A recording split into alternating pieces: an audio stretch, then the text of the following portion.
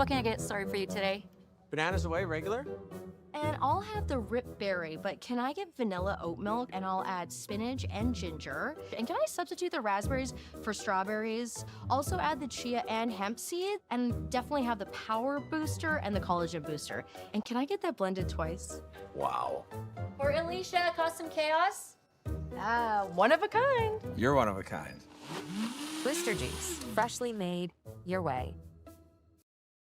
The rock faces around Lake Tahoe are legendary. But this fall, new ones will emerge in the Tahoe Basin. Pullman, Moe, Gushu, and more. November 4th through 9th, the Grand Slam of Curling's first ever event in the U.S. is coming to Lake Tahoe, where the greatest rock stars on earth unite for 6 days of incredible curling, celebrity appearances, and off-break curl parties you won't want to miss. Get your tickets at thegrandslamofcurling.com. Let's rock.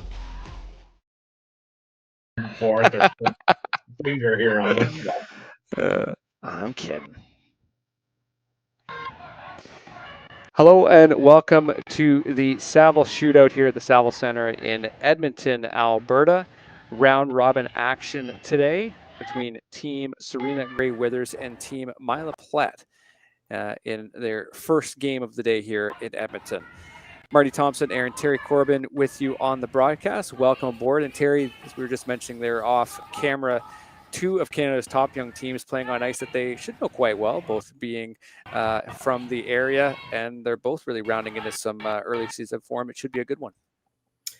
Yeah, I'm looking forward to kind of watching this Serena Gray Withers team.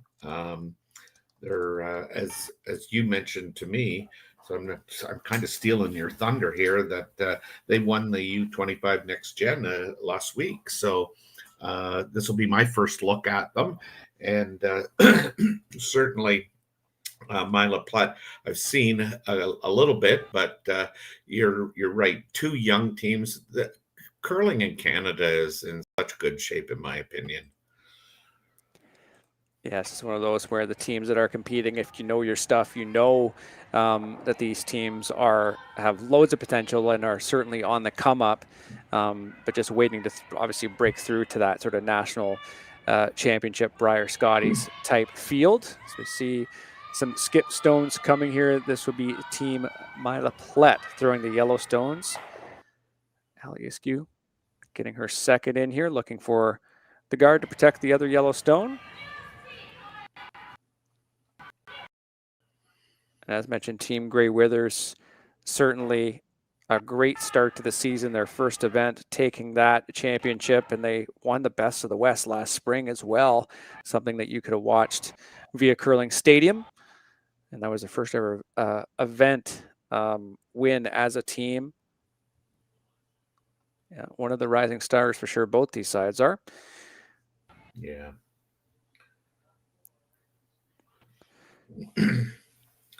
Well, and so for so long, I mean, you had really, in my opinion, you had two, maybe three teams, the same three, same two, battling it out for a trip to the Scotties. And again, the Scotties was so predictable, the field really, and now I just feel it's wide open.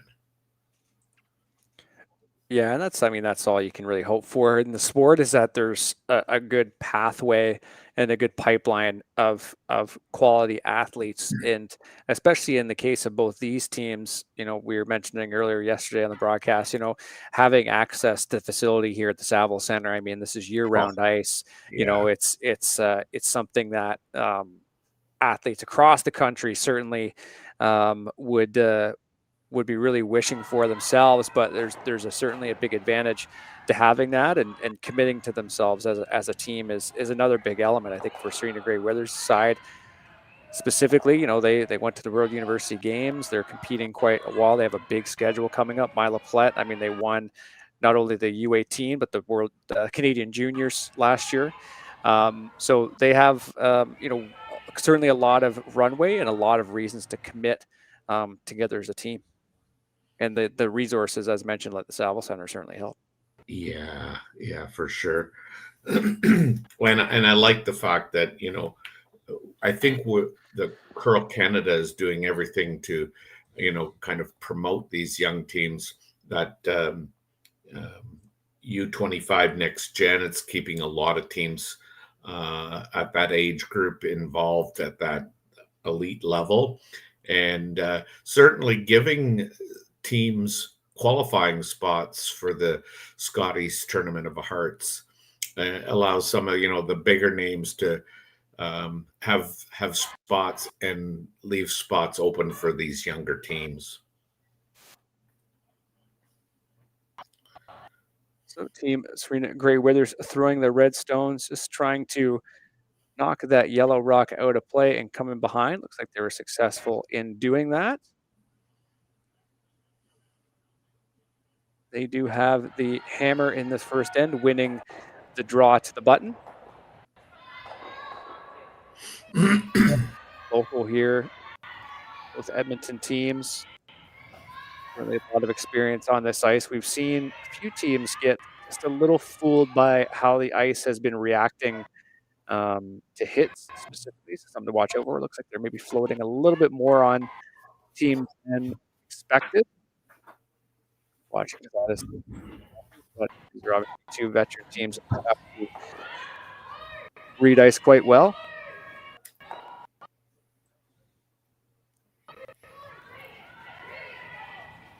So we see Team Plett here trying to split the rings, and it looks like they're going to come up just short. That could be something that Grey Withers could end up using to their advantage here with the hammer. Yes, certainly. I mean, it will act as a corner guard, and if they get to use it, for sure.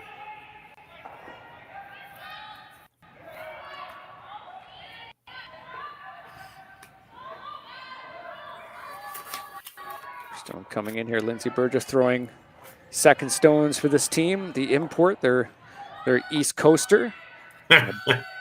A big carve needed. Can they get just a slice? It looks like they will. Yeah.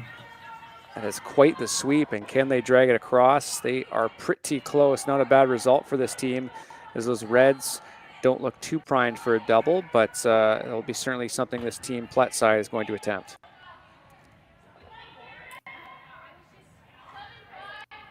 Quite a carve on the outside to get that rock just over and really save that shot.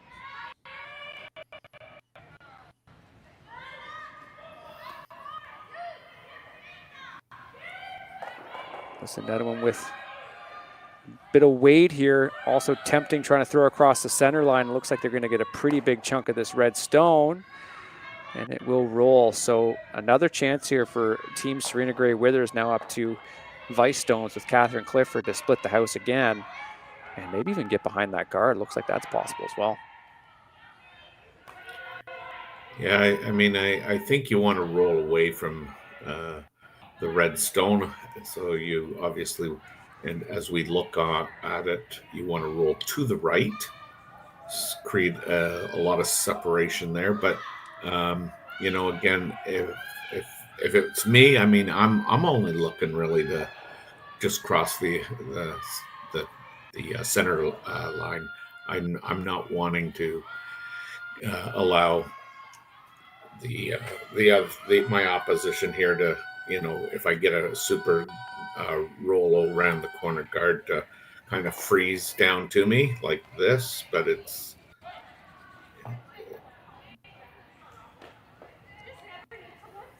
not a bad spot as that comes to rest in the 12-foot. Good line call there from Grey Withers, pretty much right out of her vice's hands.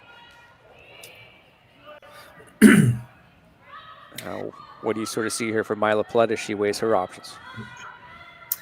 Yeah, I mean, you almost got to come around. It's which one are you coming around? That one that she just tapped there looks like it suits the eye best if you're in the hack throwing it, but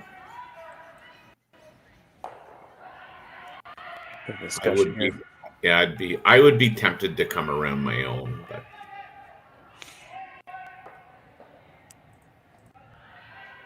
Team Plett already 2-1 in this event so far. Win against Kate Cameron. Certainly a big one for this side. Did lose to the Chinese team Wang 9-6 earlier. Just going to see exactly how much curl they get inside out. As you see, it did just cross center line, and it's got a ways to go. They're keeping it straight. Some really good movement on this Yellowstone. And an excellent shot here from Melissa Nedowin. Yeah, that one just fits the eye so well.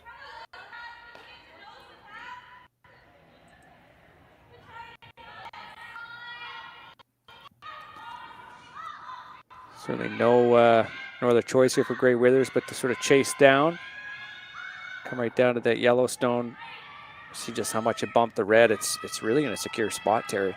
It is. I mean, that was needed for sure.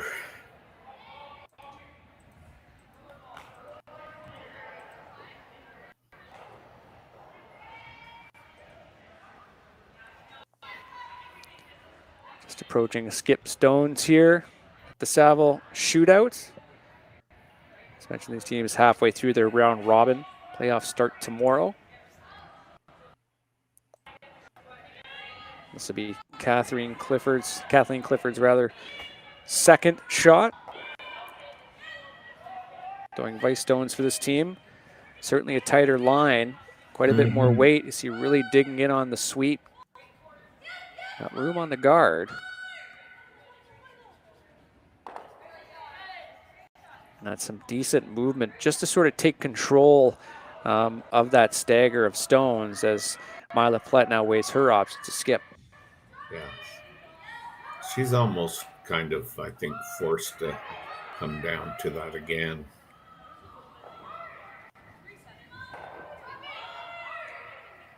Yeah, you certainly can't leave it open because if that was ever exposed for this Grey Withers team, it's a pretty easy tap out to sit in a pretty good place with not only your shot stone, but obviously to count in the red that's on the other side. That's right. This has to be pretty precise too. If there's a little chip off of it, or if Grey Withers is able to get a kind of 2-for-1 where they remove this Yellowstone and tap it back, they could be in real trouble. Yeah.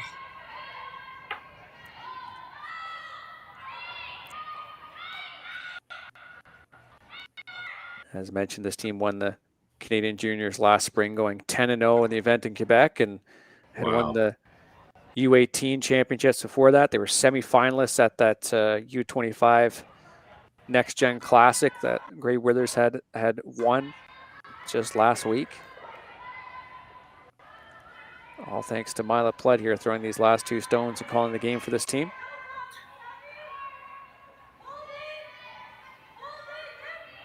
We're going to see just how wide this rock comes, and it's already breaking. Yeah.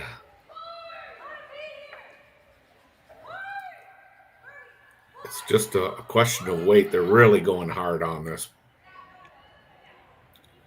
It's going to over curl. Well, it wouldn't have over curled had they had the correct weight. So now it's just a kind of a question. Where are we sitting in terms of second shot?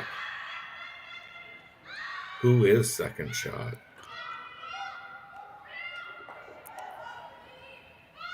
So between Grey Withers and Clifford here, just assessing to sort of try to come to the edge of the 4-foot.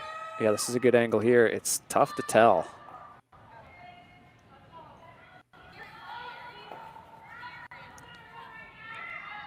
But perhaps they're willing to just sort of focus on getting a 2.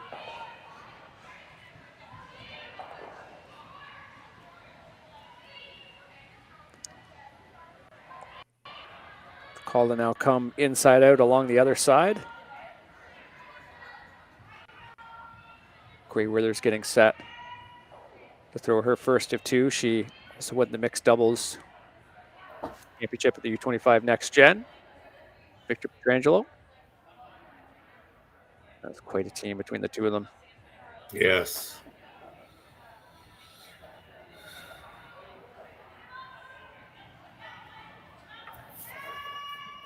A chance to put some pressure on here for this team that curls out of the Saville Center here in Edmonton. Maybe no shortage of friends and family here this weekend, and a nice treat for this team to be able to play another event here locally.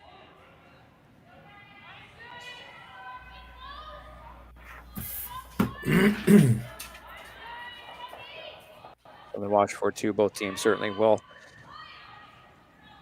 know the ice pretty well. And has to curl just a bit. Yeah. A really nice scrub here from Lindsay. Yeah, well judged, well judged.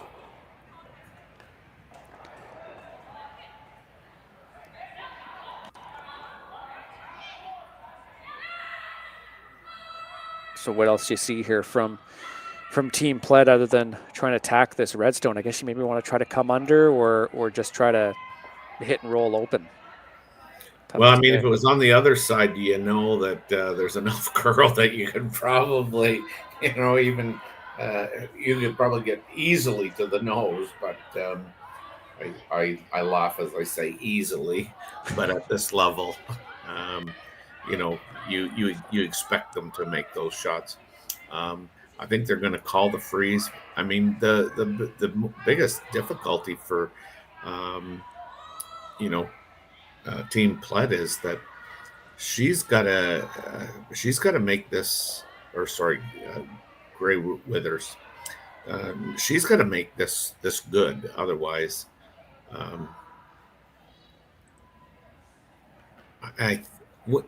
is she playing down to the red one? It does look like that, yeah. Just kind of following that redstone back and just freezing right on it. Okay, yeah. I mean, always going to be a difficult shot, but especially this early in the game. I know they just saw their opponents throw a rock down this path, but still a really clutch shot here for Myla Plett's last in this first end. Yeah, because you could be giving up 3 real easy, and that's not the way you want to start this game. This thing's got a long way to curl. Side keeping on this, though. Making sure it stays straight, but it will. Might be just a little bump, eh? Yeah. It will roll open, so an open hit for 3, it looks like. Yeah. Open hit for 3. Yeah, certainly a tough break here for Myla and this team. Really forced to be awfully precise in the first end of this game, but credit to Gray Withers. They have put the pressure on and have certainly earned this opportunity for a 3 spot in the first end. Yeah, the real key there was in trying to ensure with Myla's first one that they got shot rock. They didn't. They came up short.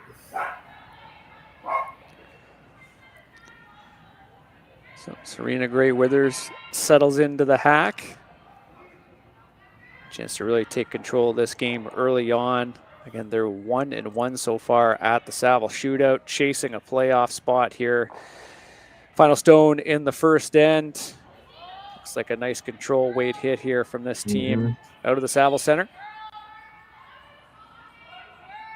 Carve is on to beat the center line, but it looks like they are in pretty good position to take their 3, and they will. So put 3 up on the board here for Team Gray Withers. We'll be right back for the second end.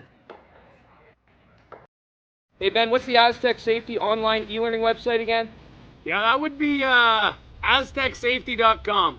Fire extinguisher and firefighting, we'll send that one to Paul. Ah, now here's a course I should probably take. Conflict resolution. Power line safety. Yeah, I thought it might help me with my line calls.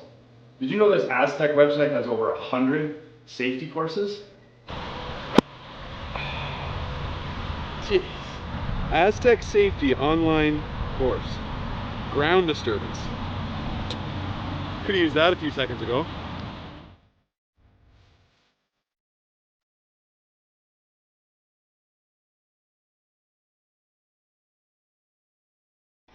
The 2025-2026 Grand Slam of Curling schedule is out, with big events happening all over Canada, like the Masters heading to London in September, the Tour Challenge from Nisku this October, the Canadian Open from Saskatoon in December, and the Players' Championship from Steinbeck coming in January. Early bird weekend and full event passes on sale now at gsoctickets.com. Let's rock!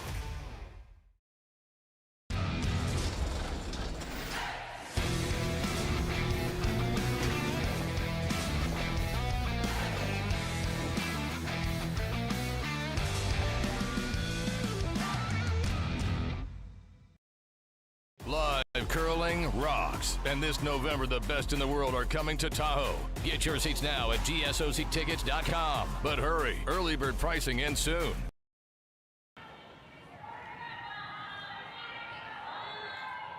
And welcome back to the Saville Shootout, Saville Center here in Edmonton. We just saw on the first end there, Terry, a nice 3-spot here for this local side, and a team that's really been playing well early on in the season. And I think this first end just is a continuation of that. Yeah, for sure. And I mean, Myla Plett, they had an opportunity to, kind of somewhat get out of that end. Just didn't execute. And when you're, when you're expecting good things to happen, you've got to make sure that you're very precise on your weights, and the sweepers need to judge rocks and communicate that. And just a little off. I mean, that Myla didn't miss that last shot of hers. Weight-wise, they just didn't get it in the right position as far as the line was concerned. Well, this is a little bit of a mistake too, going in the rings. It's a smidge deep there from Aliescu on Myla Plett's side, and something to attack here for Zoe Cinnamon, throwing lead stones from Cochrane, Alberta. A classic lead hit. I was calling a game yesterday with our producer Rory, and we almost saw a lead double, which really got us both excited, to be honest. Yeah. That's you don't always see those, and actually that's Zoe will go somehow through the uprights on that hit. That's too bad, but another something that you're like, oh, that's kind of rare to see. But yeah, the lead double, folks, if you ever get the chance to throw one, I'd recommend it. But you have to play, as someone who's played lead for a long time, you have to play a lot of lead to even get a chance to do that. So Chloe Faduk throwing second stones here for this team.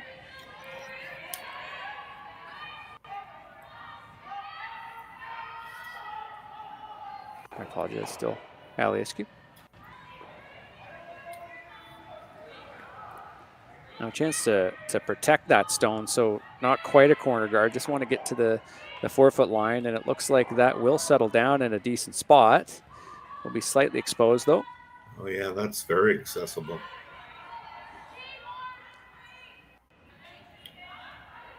So chance for Serena Gray Withers to create a pretty good setup here. A nice little hit and roll across the center line would do wonders.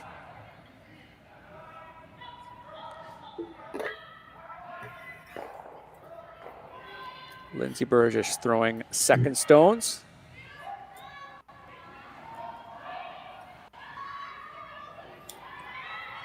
Her chin's right under the rock. I mean that's a good thing. I think I always used to tell the players that I was coaching, the more the rock's under your nose, the more you're have to be sliding in a straight line, because I mean you get the rock outside your shoulder, and then it just seems to be used a lot of times for even balance. So yeah, it's if you're able to have that mobility as a young curler, it's just a good way to see the game. You get that different, you can actually physically see things in a way that perhaps as a younger curler you can latch on to, I guess, per se, as you're learning the sport. Yeah. Like there, her nose is right under the middle of the rock, and I think that's just really good form. My apologies. This is Chloe Fadouk throwing second stones here for Team Plett.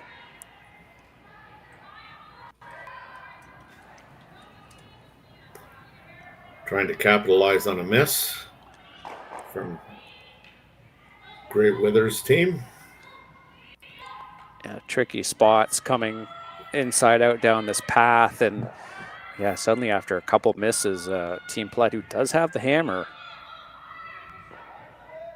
looking in a decent spot and forcing Burgess to throw some decent weight.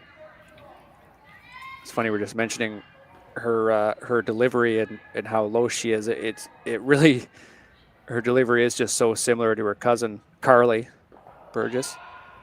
Just has that same sort of, that little sort of tuck, mini tuck style. Yeah.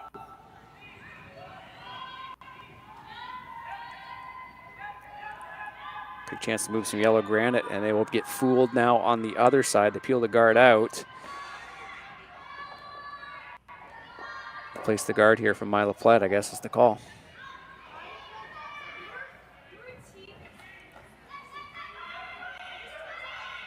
Yeah, you just see where Plett's broom is as they come across center line. There's certainly not as much curl That's right. across center as we had seen even in the other end. You just sort of see, just as Chloe's sliding past, you know, we were seeing rocks certainly sail well past the center line, go almost towards the 12-foot.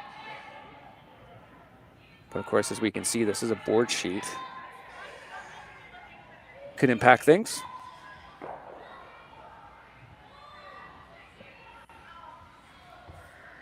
This looks like a good correction on line from this team.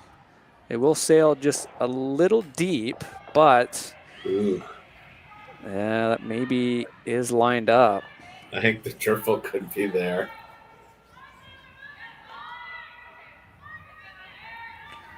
Serena Gray Withers willing to get a second opinion on what she sees with this stagger of yellow stones to the left. Yeah.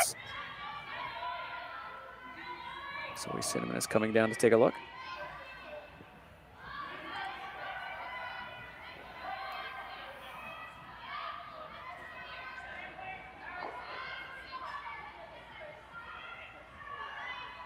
What do you think the discussion is? Is it worth it? Is it there? I mean, I think it's definitely there. I mean, I when I first looked at it, I said, you know what, all four of them could go. I don't think so. Wouldn't it be nice? Yeah. Yeah, I think you hit this just a little on the high side. I think they're you're going to catch enough of that yellow one that's shot rock and spill them all three of them. Catherine Clifford here, dealing her first of two. Yeah, what a smooth delivery that is. And will they go? They will not, but the two are split off pretty nicely. I think she'd hit that a little thicker.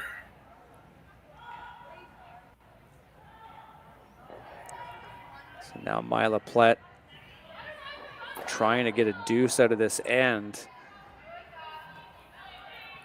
Yeah, and I think that's kind of important, you know. Let's get our deuce and play another end here. And I know she's.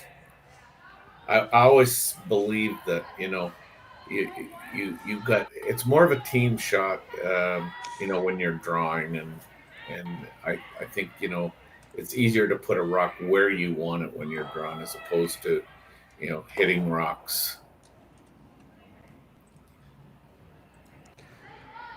Alyssa Nedowin. Her first of two is the vice. Yeah, this is going to have to curl. Oh, there it goes. And it will roll quite nicely, it looks like. That does appear to be a pretty difficult double. but certainly something this team, Serena Grey Withers, will not back away from. Yes, I mean, I know we don't have a overhead view there, but it looks like that double is there. I think it just based off the line here, just trying to take a thick part of it. And I guess if you rolled that shooter over, it's still a decent result.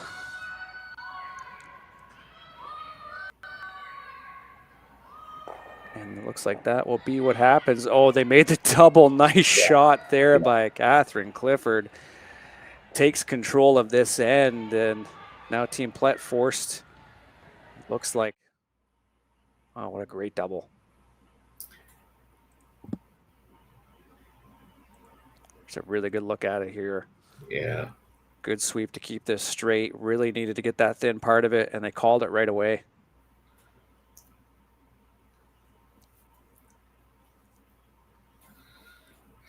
And that rock was moving. It certainly was. Some great shots so far in this game.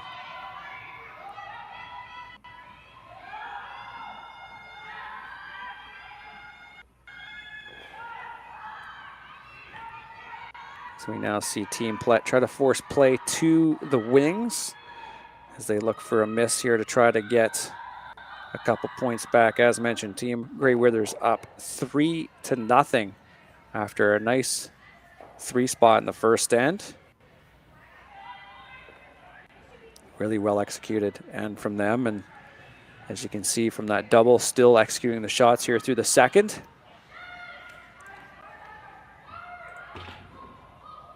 Bunch of other games happening here at the Saville Center.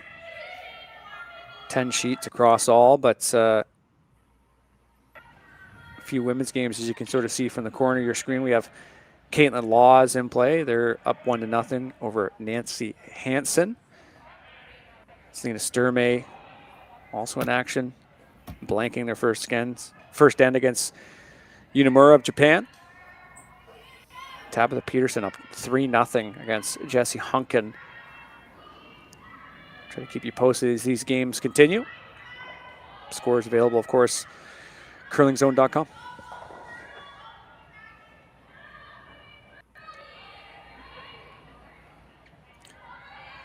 It looks like this team will not get fooled with that outside ice. As mentioned, Grey Withers playing at the Saville Center, knowing the ice quite well. Always worth it to get someone to throw towards the board, though, Terry, wouldn't you agree? Yeah.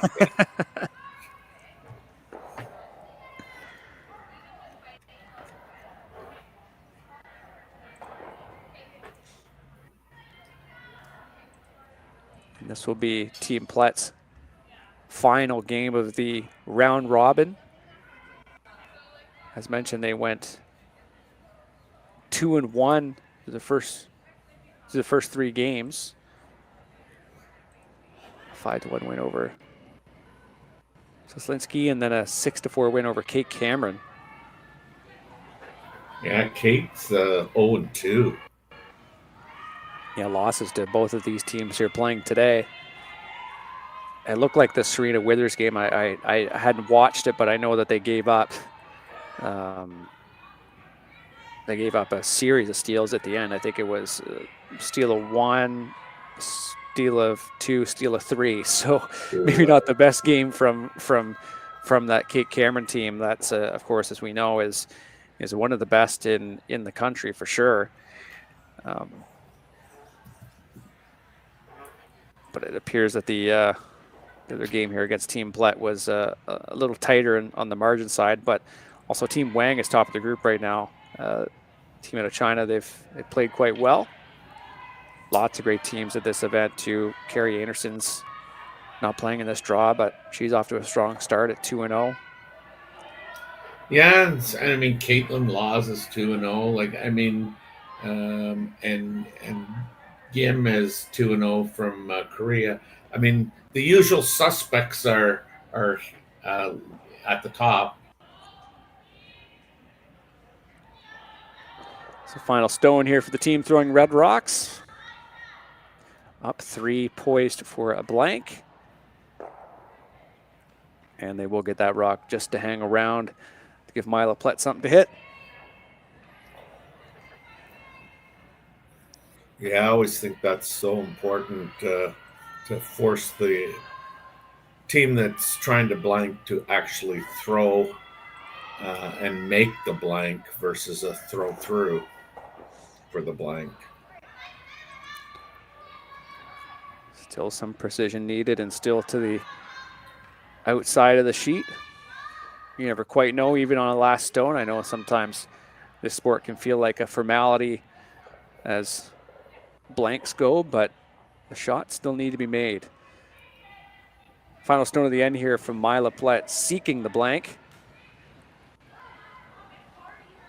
Yeah, she's got to kind of keep her chin up and, you know, not let the events that have occurred so far interfere with kind of her emotional state and stick with the game plan. I mean, yes, you're down 3-0, but you know, Team Grey Withers made a good double to, you know, get out of the end. So it's only the third end, so you still have the hammer. That's right. We will be back with the third end after the blank.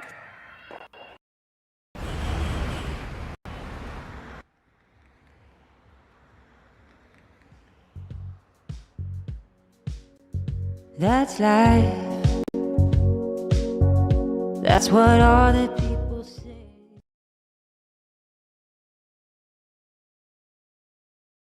Hey guys, what can I get started for you today? Bananas away, regular? And I'll have the rip berry, but can I get vanilla oat milk and I'll add spinach and ginger? And can I substitute the raspberries for strawberries? Also add the chia and hemp seed, and definitely have the power booster and the collagen booster. And can I get that blended twice? Wow. For Alicia, custom chaos? One of a kind. You're one of a kind. Blister juice, freshly made your way.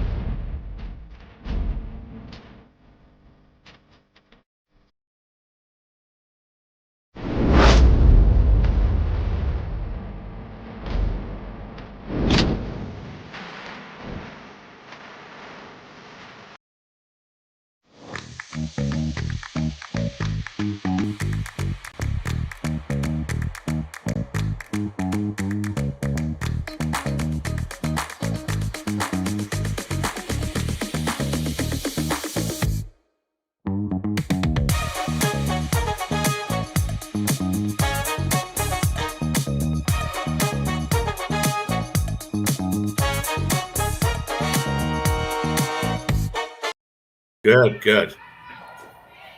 Hello and welcome back to the third end of action here from the Saville Center. Team Grey Withers up 3-0 after that 3 spot in the first, a blank in the second.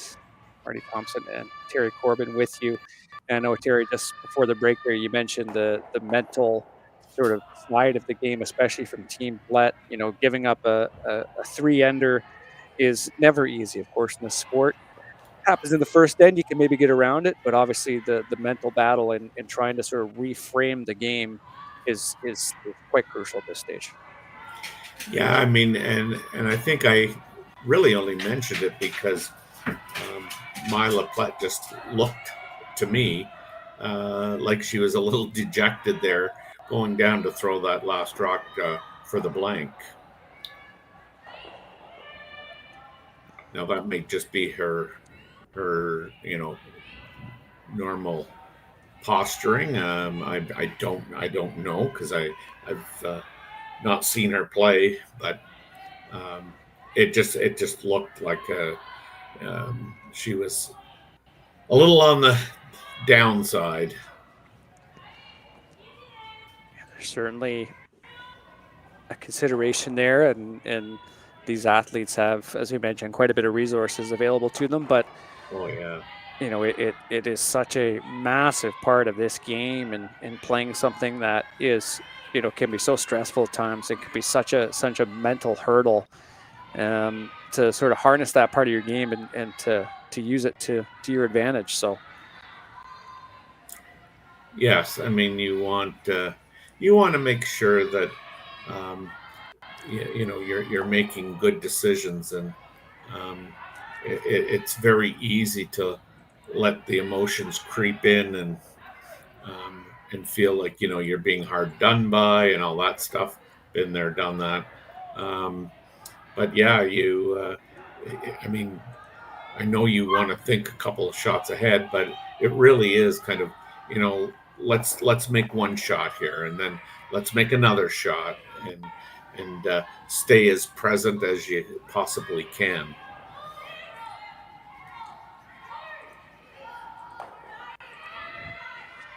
it's a chance here for Team Plett. This is curling hard, but this one will also over curl here. We mentioned just how it seemed like coming towards the glass, they weren't curling a whole lot, but especially the first end, which we're seeing now in the third, the same framing of the sheet, we did see rocks curl quite a bit. So something to watch out for both these teams. Yeah. Team Grey Weathers at a peculiar position here, Terry. I guess you want to try to protect what you have here. You have a rock in the top four. Yeah, I mean, again, the rock that's a little bit dangerous here for excuse me, her opposition is that the one on the center line. Team Plett could run that one in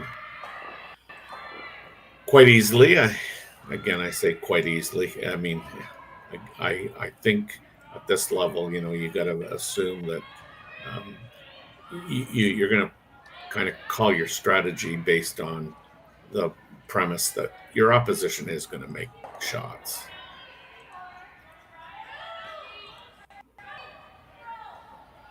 Look at this thing carved. Small bump on that red stone, and that's a really interesting spacing there with these red stones.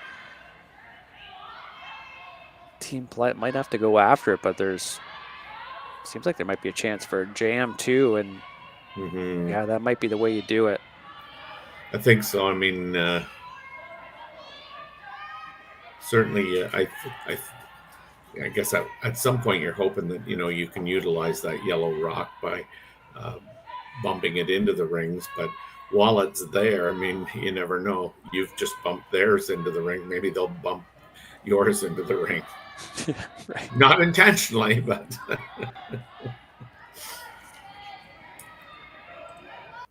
here's Chloe Fadouk. Little inside out hit here. This looks pretty solid.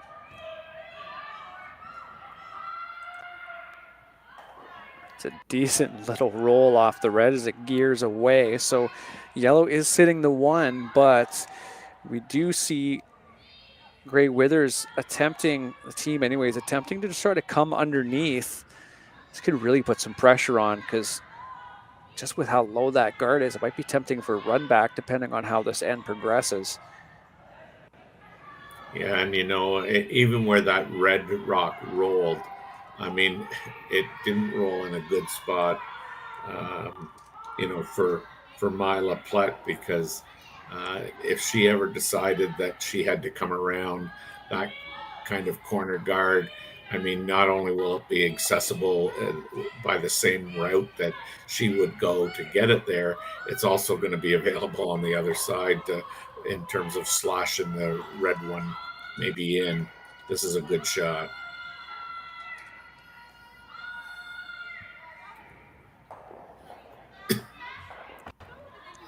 I think Myla's going to be forced to maybe make a play on that with the yellow.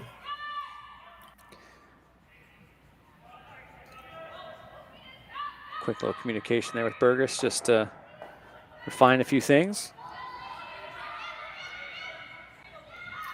roll the shooter over. Yeah. It's kind of what you see, eh?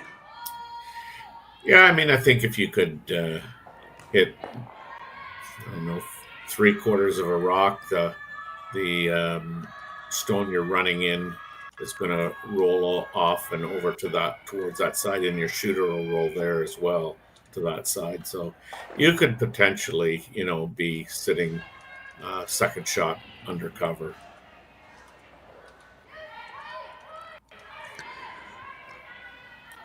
In turn here from Chloe Faduk, the Edmonton native.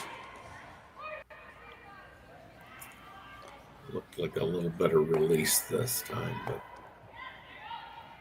Who just skinnied it, and the yellow will sadly be exposed. Really close tolerance-wise to making that shot a couple different ways, Terry, because if they got a thicker part of that red, it might have just rolled buried behind the corner, yeah. Tough break.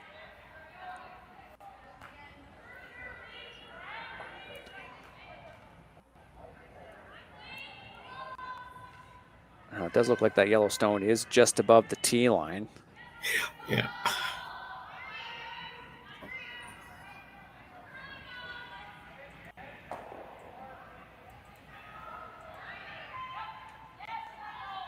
Catherine Clifford's first Canada's flag bearer at the University Games.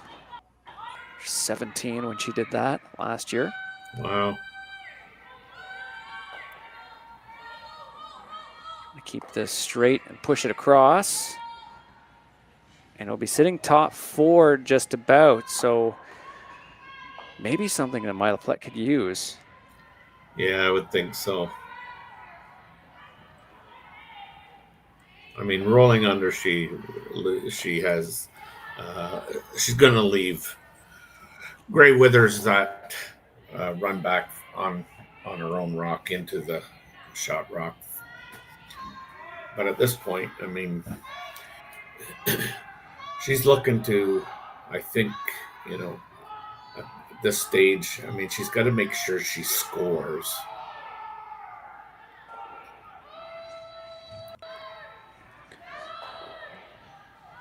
This rock is really curling too. Yeah. A little wreck off this yellow. Roll over and get the red top one on the, no. So a bundle of red stones remain. Now, what's worth protecting here for Serena Gray Weathers, do you think? That one. Easy. Enough said. You got it. 10 out of 10.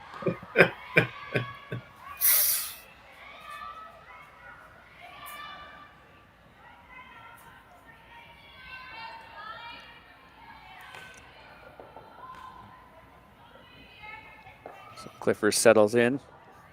Yeah, I like the way she throws the rock. Yes, you have a really healthy extension for sure.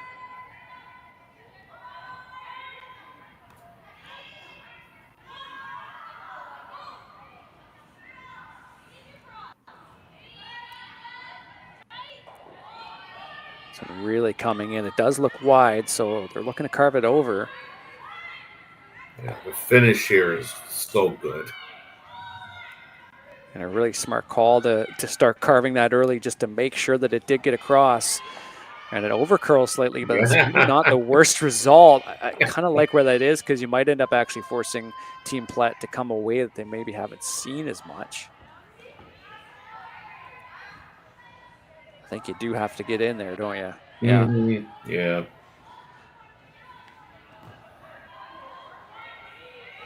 Looks like she called back 4, back 8.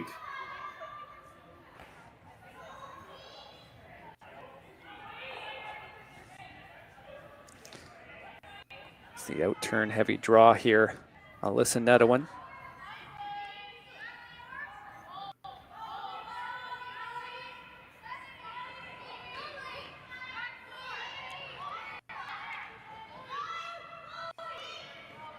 There it goes. You can carve it now because you've got room on that red. You want to get as much of that stone as you can, and they will. Really nice placement on that yellow stone. Yeah.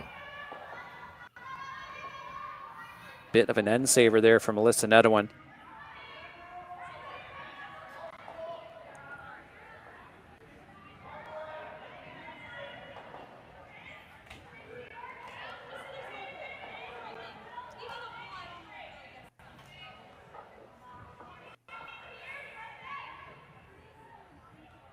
Yeah, you're up 3-0. You don't need to be greedy and think about removing that yellow to sit 3 or 4. It's a really veteran call, I think, considering where they are in the game, Terry. Just protect it, and, who knows that Myla Plett might end up having to chase, might try to find a way to do something, and then if it's such a high risk shot that they may give you something that makes a little more sense to try to get after that yellow stone. Yeah, and I think ultimately, when you're talking about where would you like this rock, I think you don't need to cross the center line at all. In fact, I think if you leave it on this side of center, the broom side of center is just is ultimately that's fine. I mean, I don't know what Myla does. First of 2 here from the skipper, Serena Gray Withers.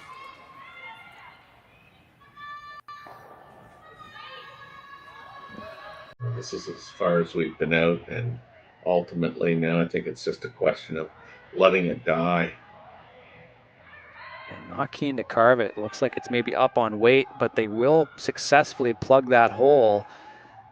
A little stagger there too, just for fun. So that's interesting. You see Alyssa Nedwin looking for that shot, that little hit and roll.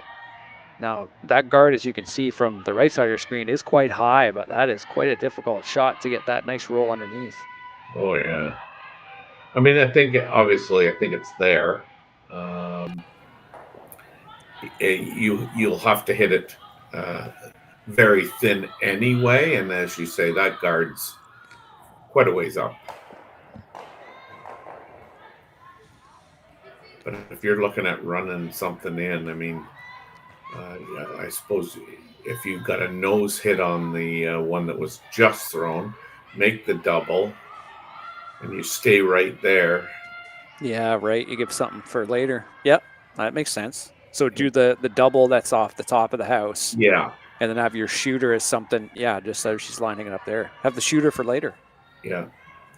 I mean, and you never know. I mean, if you leave it there, maybe Serena has a mental lapse and tries to make her own double. And I mean, there's a lot to be said that some skips really like those doubles, and when you start believing that you can make anything and everything, you sometimes get sucked into making a poor decision.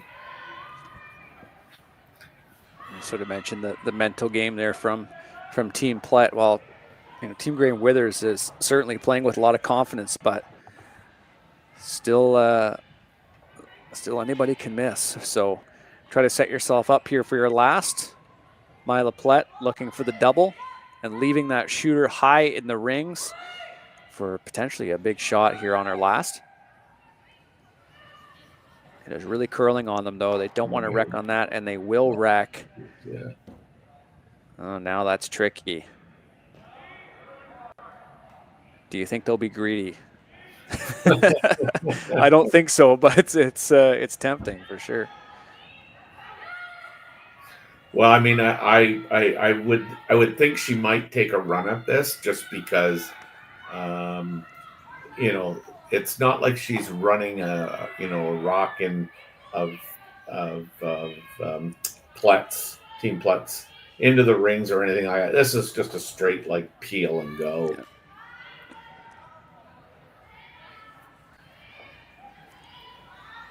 I mean, I think guarding everything is certainly an option. So I think the consideration there from Serena just discussing what a jam looks like at the back, if all, because that is certainly not a good scenario if they do jam, because Team Plett would have a potentially an open hit for 2.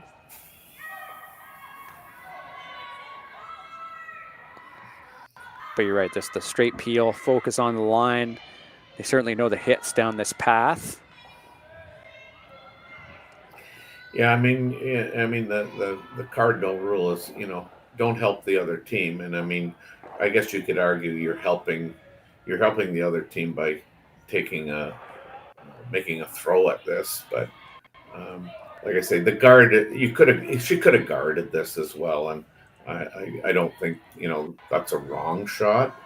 I think by just peeling and going, you're going to leave. For argument's sake, you're going to leave Plett maybe an easier shot. She just plays the same kind of shot that Serena's playing, but final stone here for Grey Withers, a chance to put some pressure on, and they will rip that one out. So now Team Plett forced to a draw for a single or a hit. I guess now that's exposed. Yeah, she's going to have to hit that. Got a chance to correct a little bit on that line.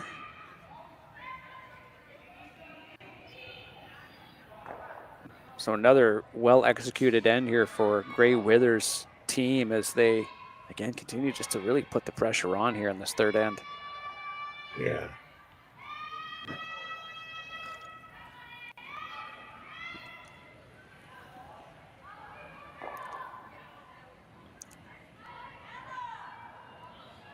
So Team Plett settles in here. Another hit this time, looking to score rather than blank on her last.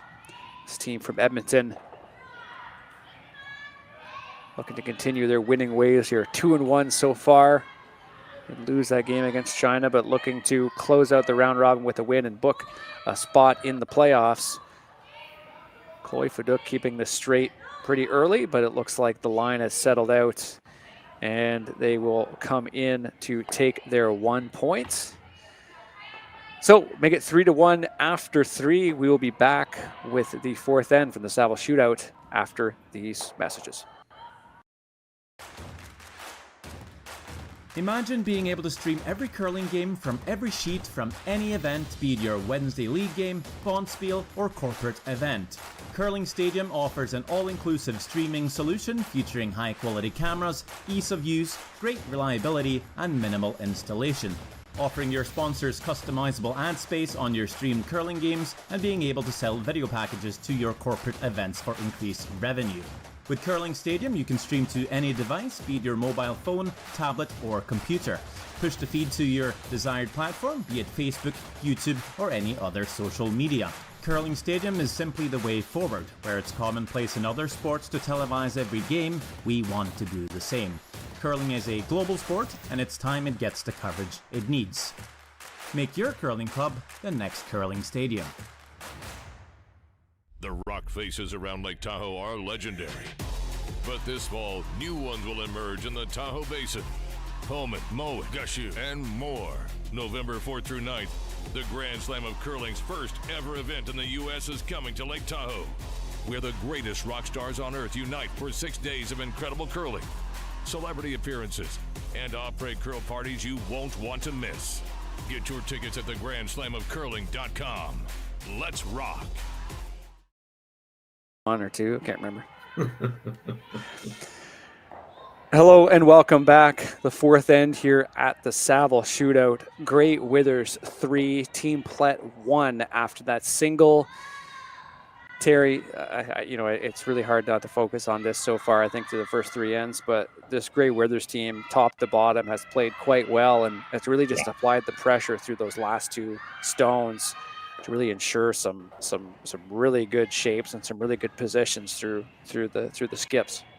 Yeah. The good news is Myla Plett and her team have got on the scoreboard, down, however, 3-1 without the hammer. But I'd really like to see, a little bit more energy out of Team Plett.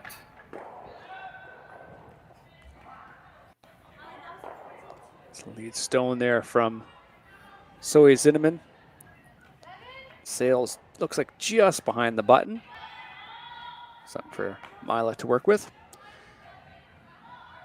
Just taking a look at some other scores around the sheets here at the Saville Shootout. Lots of high-scoring games. Tabitha Peterson up now 5-2 on Jesse Hunkin. after scoring a 3 and 2 spot. Kate Cameron up 3-1 over Slinsky. That's a bit of a rebound game for her, as we mentioned, losing to both the teams out on the ice here that we're watching now. Oh, my apologies. That game's now 3-3. Just refreshed on me. So that's, again, I was telling you, lots of high-scoring games. That's certainly true. Caitlin Law is down 3-1 to Nancy Henson as well, giving up a 3 spot in the second end. Again, these are games you can watch all across this network. Not every game has commentary, though, so grateful to be here for a game that's certainly, when you look at these groups and the standings, that these are two of Canada's most exciting young teams, and to get matched up against each other so like for like in many respects, it's certainly a treat to watch.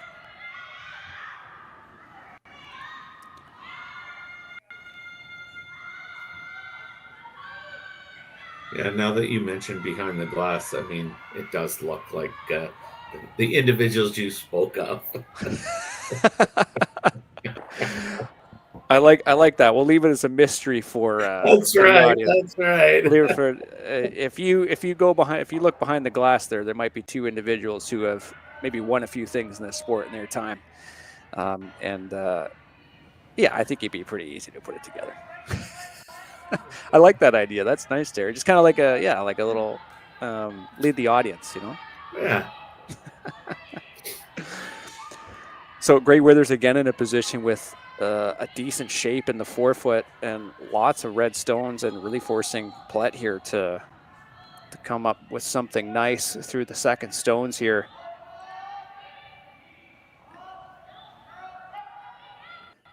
With Chloe Faduk settling in. Certainly she hasn't had a lot to shoot at in this game, just been some difficult situations, but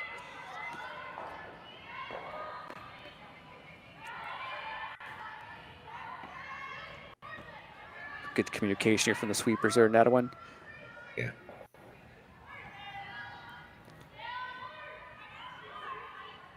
Maybe deciding just to sort of nuzzle up to that yellow stone, and they will.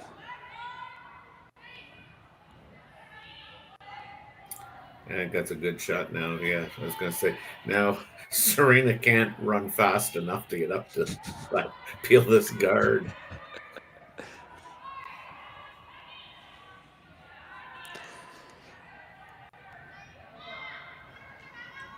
Lindsay Burgess settles in here. It's a really nice look at her delivery. We mentioned just that nice set. Really good add to it. And makes no mistake on the peel.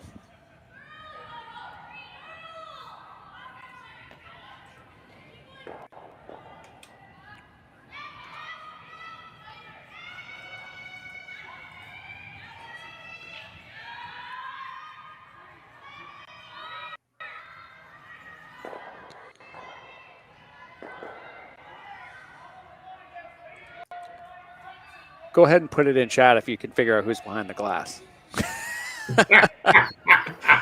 I'll keep an eye on that. Marty has a prize for you. Yeah, I'm not sure if I'll find something. I'll find something. It might just be a baked good or something, but I'll certainly keep you posted. Chloe with the chances to put that guard back up. And I really think that's how this end's going to progress for the next little bit, Terry, just sort of ensuring that they can maintain this advantage at the front of the house. Yeah, because I mean, if you just, I guess, I'm going to say pretended you were Plett now, I mean, you could run those two, or you could run that yellow one that's in the top 8 foot into the pile, and both those reds go the way they're set up.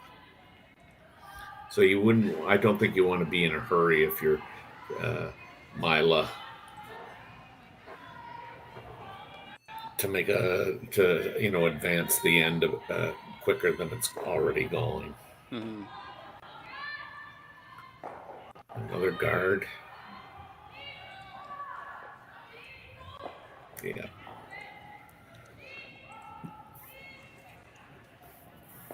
So as you mentioned, Team Plett, this will be their final game of the round robin here. But Serena Grey Withers with one more game on the docket. They play tonight, 8:45 local time against Amanda Zielinski. And that'll wrap up their pool play in draw 8. And the quarterfinals get started tomorrow morning, 8:30 local time. And the final for both men's and women's slated for 3:30 p.m. local time. Certainly would not be surprised to see one of these teams make a deep run. Yeah, I mean, that's come in too deep. I mean, now it gives Grey Withers an opportunity to make the double on the one on the center line and the one closest to it, and it's kind of unfortunate. I guess they'd keep the shooter in a decent spot too if they just nose it right. It would still be in the front. Catherine Clifford been pretty good on the hits today. This one coming right down the gut. Zoe Cinnamon keeping this straight pretty much all the way. Now, will they get the double the other way? They will. They do. Oh, maybe just. So that yellow did stick around. But this spacing maybe isn't the worst for Grey Withers right now because there's no double. Interesting. Yeah, no, I think that's better for her.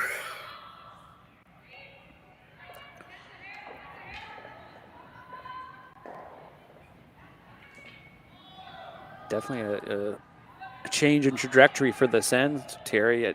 Yeah, this really does turn things all around. It's like a 360. So Alyssa Nedwin and the rest of her team coming down to talk to the skipper. So are the options just to try to come to that one that's buried or just remove that other one? Like, yeah, remove that redstone. Was that the options? I mean, you could, I guess. I mean, it's we're down to 3. You got 3 rocks left, and I mean, you're on one level trying to avoid, giving up a deuce or more. So, I mean, that enters into the, I guess, the decision making, but. Just the way things are going. I mean, I just get the feeling like Plett's got to come up and, make a really good shot. I mean, one of their options are tapping that yellow one up a bit and hopefully, you entice Grey Withers to make a mistake and jam, because those 2 red rocks that are currently in play and are the property and ownership of Grey Withers teams. I mean, if you look where they're placed as this rock comes into play, I mean, they are both behind the tee line. And I know, you might say, well, but I mean, they are behind the tee line. And I think now and this is where I guess I'm thinking like, so this is where, if you could entice kind of Team Grey Withers to, make a run at that double, could potentially go back on your own. Yeah. Smart. But she's not biting.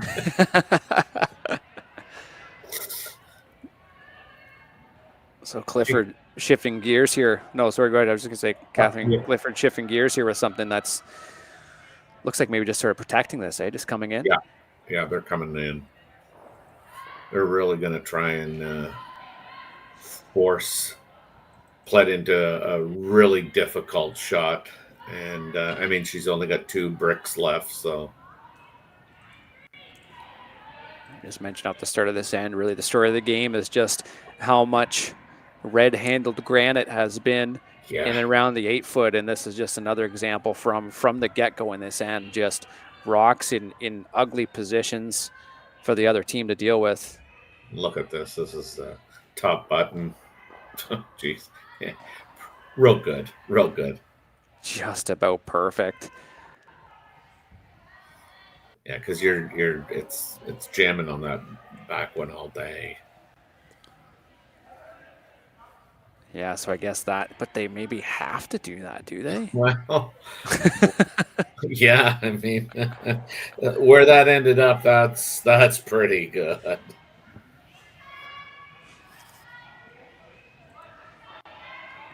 And kudos to the sweepers and their judgment on that rock. Yeah, something really just both teams have been, their front ends have just been so good at communicating, obviously the thirds as well, but just so good at communicating weight and line. You just never see a quiet moment out there from either sweeper, which you just love to see.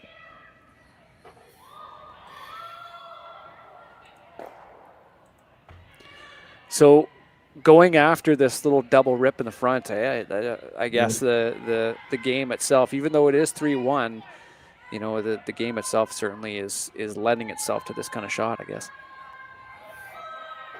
Yeah, I mean, 2 bricks, you know, to their 2 bricks, and they're sitting 3. I don't know what that outturn draw looks like from the hack, but this is nothing like. Oof, nearly made that rip. So that was agonizingly close to really changing things. Yeah. But that they did get a good outcome with that That's Yellowstone right. in the top 4, right? Exactly. Because now she's in a position, you know, with that guarded rock. I mean, okay, we can split hairs. It's 3/4 guarded, but I mean, what you see, I almost like what she's looking at, but you're gonna punch potentially that into the red one if you chase the yellow rock on the 4-foot.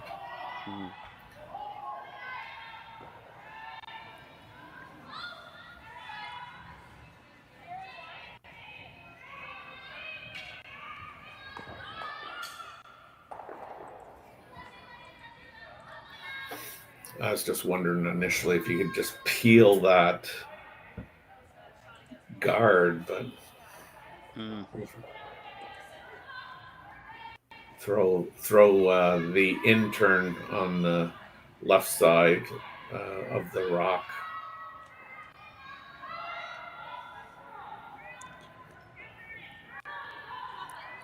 I'd be so tempted to play that. But instead, it looks like should come in here on the board side of the sheet. Yeah. Lots of room here as well. I guess the tolerance is to be just a smidge wider. Yeah, still lots of pressure because there's.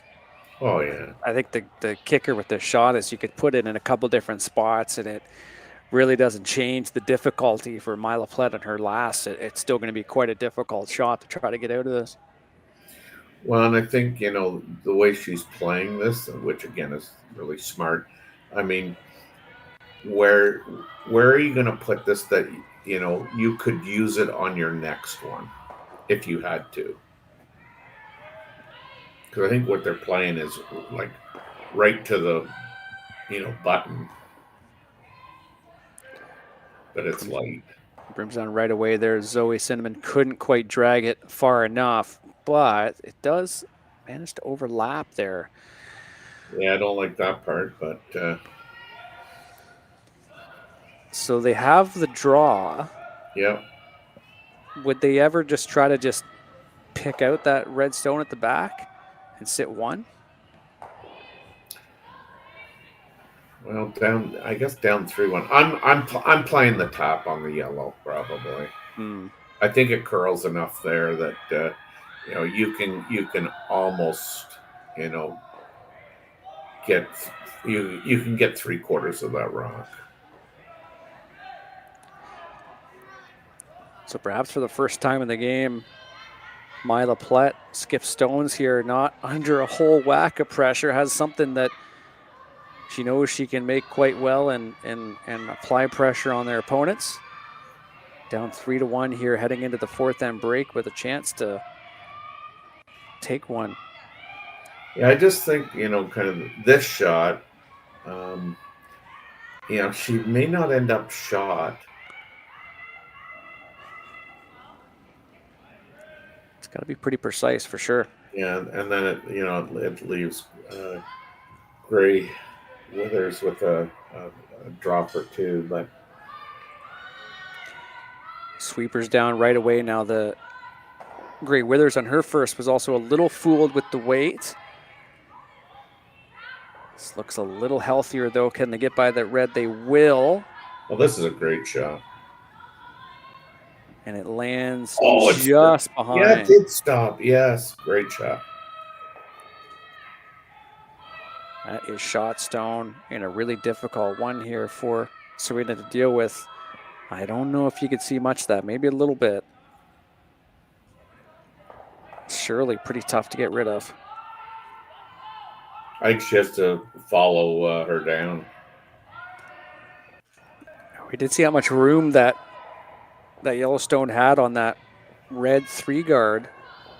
Could they get away with maybe tapping it just a little bit? Maybe not, but it does need to go far. Yeah, I mean, I think the way it curls, it's accessible, but I mean, by playing this, there's almost zero risk of giving her 2, so.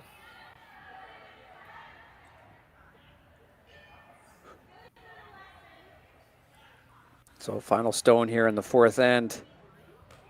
Serena Gray Withers steering her team to this 3-1 lead thus far.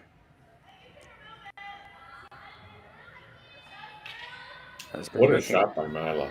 Yeah, super clutch. Coming right in. Making their opponent skip. Have to make something good here.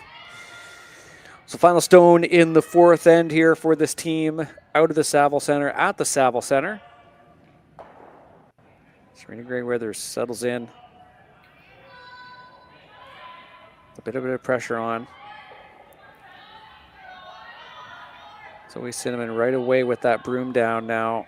This is perhaps a little bit wider pass. You see Burgess now trying to bring this over. That is running pretty wide, isn't it? Yeah.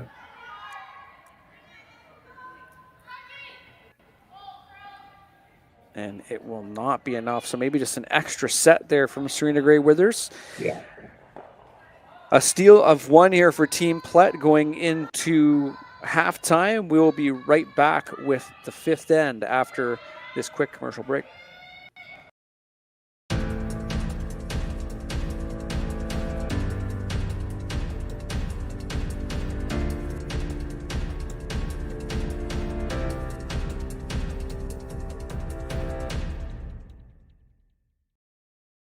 For over 20 years, the Sandra Schmirler Foundation has granted more than $9 million to hospitals across Canada for life-saving equipment for premature and critically ill babies.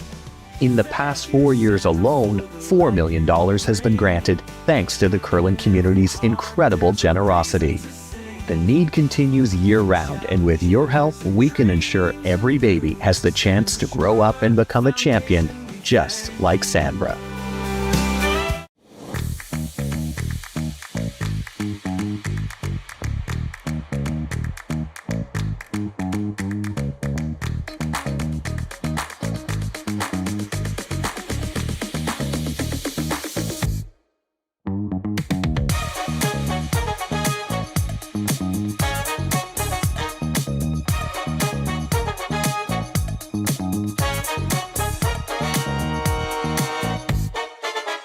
Welcome to the rockshop.net, the official store for the Grand Slam of curling.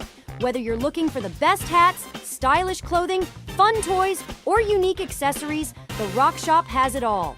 Shop online anytime at therockshop.net for exclusive Grand Slam of curling gear, or come see us in person at your next event. Therockshop.net, where fans find their favorite curling gear. Live curling rocks. And this November, the best in the world are coming to Tahoe. Get your seats now at gsoctickets.com. But hurry, early bird pricing ends soon.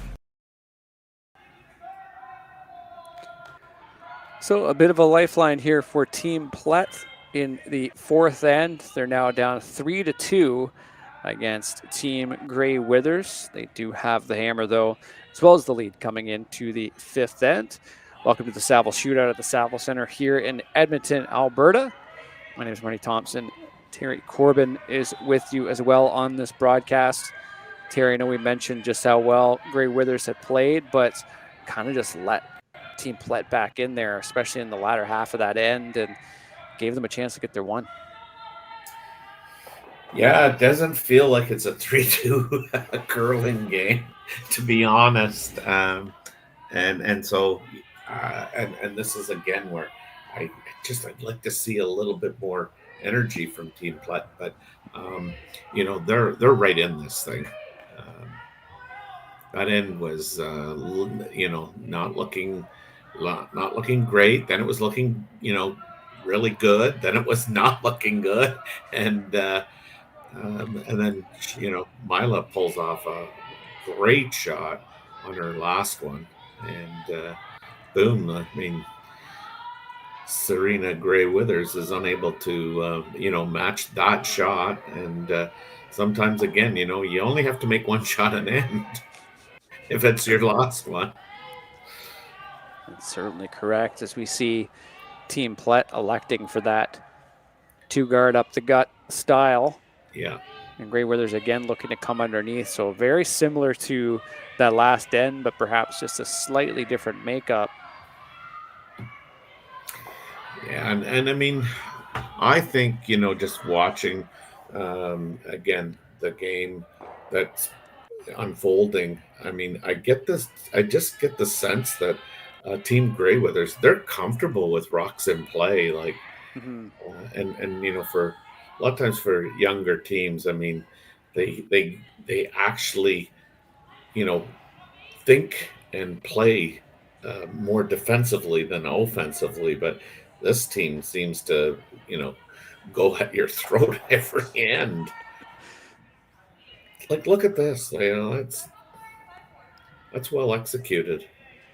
Lots of talk between the two sweepers coming down the ice. And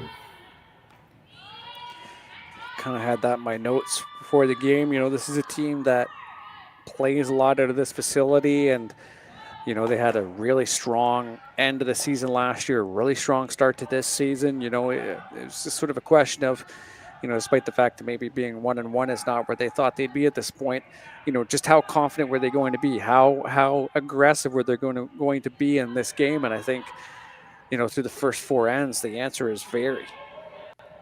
Yeah, like I'm quite impressed at how confident they look and how comfortable they look with rocks in play. Certainly just a good assessment of their own game and what their strengths and weaknesses are, because there's certainly lots of strengths in how they've played these ends.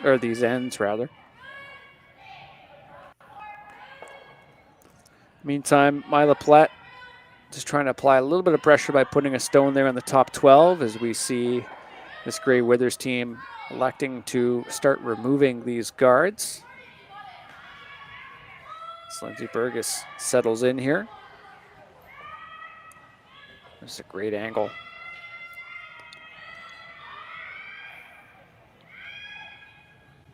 Just coming to get that top stone out of the way, and they will.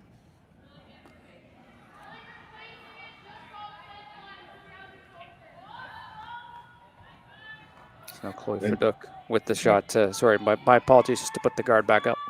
No, I was just going to say, this is where, I like to see skips at this, this young, go up and let the sweepers as well as the thrower know exactly where, she wants the guard. Like, I guess what I am saying is I don't like, up, just, guard, or, pointing like just up the ice there. I really like it when the skip will go up and pat the ice with the broom exactly where they want it.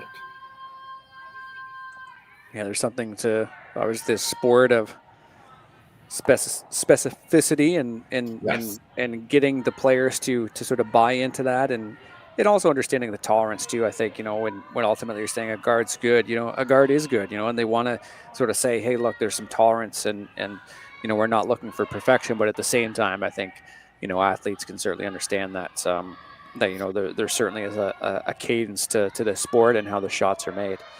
So it looks like maybe a bit of a change in strategy. Is that right? It looked like maybe a hack waiter to try to get rid of this red stone. Yeah, I mean, I don't know if they're trying to remove it or just get it behind the tee line, but I don't mind this. So Chloe Fadouk with a chance to throw again, just that nice little hack waiter and try to keep, I think, quite crucially, some yellow stones in the front of the house as well. There's a really nice chance to just sort of punch this one out and keep a decent little stagger in the front.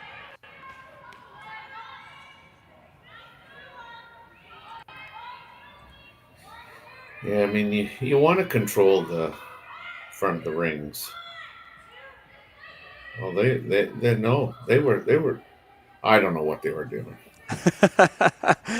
Yeah, I can't quite tell if that was the exact desired outcome, based off of the stagger guards and some of the reactions you just saw, that it's not an ideal scenario. Yeah. It's a difficult outcome for this team as we now head into ice stones for them, and Alyssa Nedwin heading back down the ice to get set.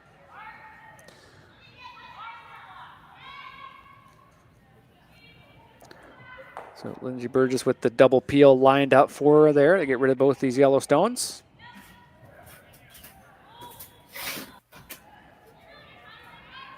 Running nice and wide. Looks like it'll come back just enough. Oh, it will not. One. Oof. Looks like they were pretty keen on that curling back, but it just didn't get the movement they wanted. So a bit of a lifeline here for Team Plett. Now, do they do something similar again? Yeah, I mean, I don't know whether she didn't throw that last one that she.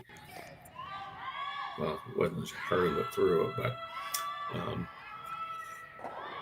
certainly Alyssa is being asked to, I think, play the same shot that Chloe played. It's just that little hack waiter. This looks like it has a little bit more weight.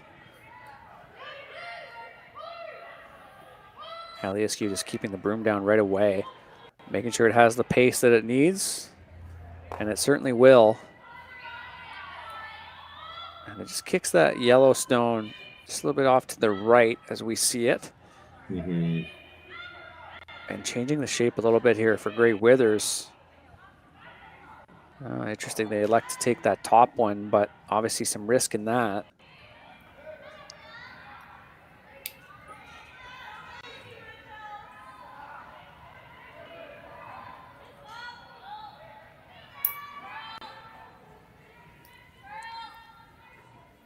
Well, that is the call here.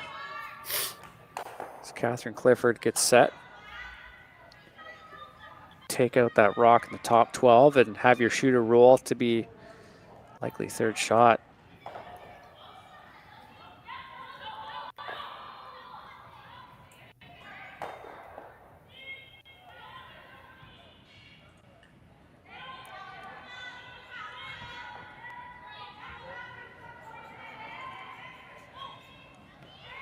Going to help this over just a bit. How big of a roll is it? It's a nice one, actually, as it will hang around just around the middle of that dark ring on the outside. There is the double, it looks like, at least how they're intimating. Maybe not. Looks pretty flat. Yeah.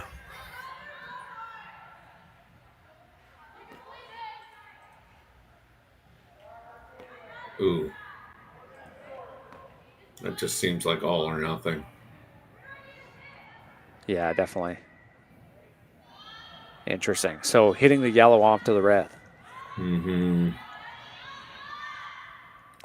Well, if you do manage to stick that right, have your shooter roll, could be quite a good outcome here in the fifth end.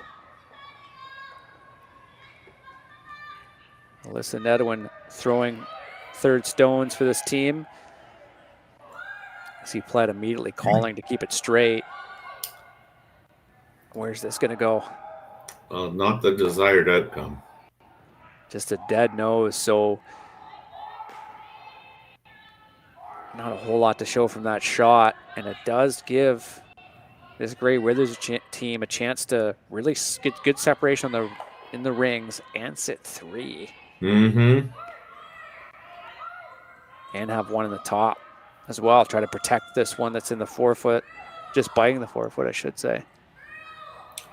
Yeah, it just seemed to be an all-in shot, and I mean, I don't think that was required at this stage of the end. Yeah, really tough situation.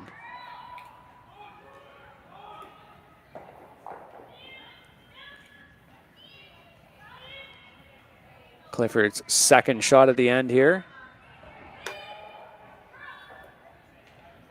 Really good management of the stone here. Last second carve. Can they get some decent movement off of it? Oh, that is a really well executed team shot. No easy double off the 2 stones there up the middle of the ice. And really the pressure's back on Myla Plett for skip stones. Yeah, she may have to play that intern draw around everything.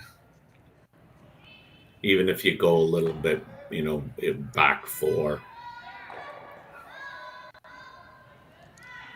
Yeah, just try to get away from this lineup of stones. Yeah, I mean, I'm not a fan of anything on the outturn side there. Are they just seeing to just hit that and then have a rock roll, but then they could just so easily hit your shooter? Like, let's say you just ticked that one in the top 12, your shooter rolls open wide on the outturn side, and you have less to hide behind, right? If you had your last draw, if you needed to come to the back 4 or something. Yeah, I mean, yeah, I think you play that. I think you play that intern. Try and utilize everything that's in play. Play that intern and try and get it back 4. She comes on top of you, and then you hopefully have enough room to come on top of her. But yeah, I'm playing that all day, I think.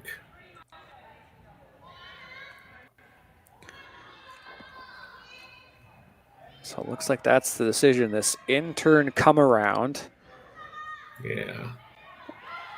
And the sweepers the key here is the sweepers need to know that, you can take this behind the tee line if you have to. I mean, the more separation you have between the running rock when it stops and that one of Grey Withers on the top, biting the top of the 4-foot, I think the better off you are.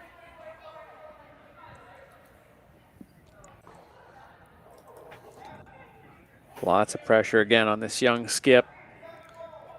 2-1 so far at the Saville Shootout. Big shot required to come around. Try to rescue another difficult end.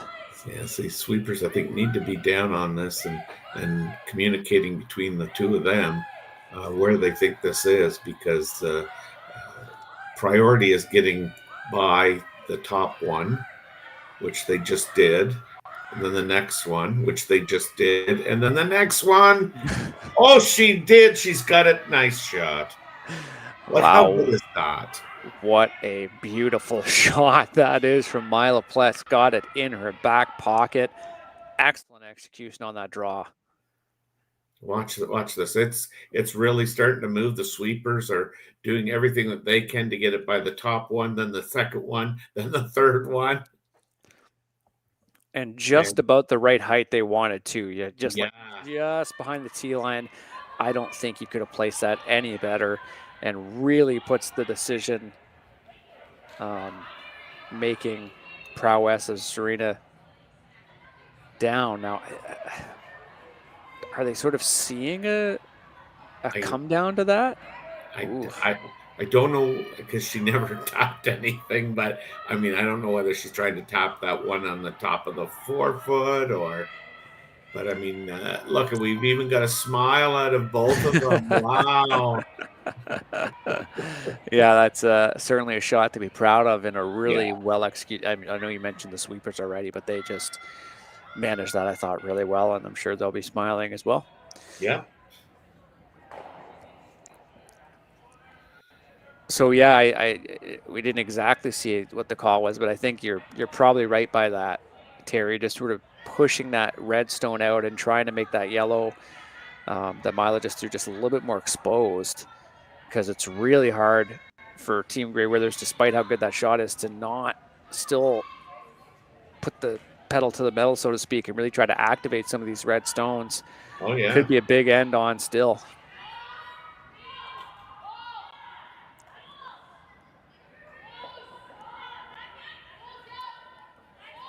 There's walk out here, yeah, it's starting to go.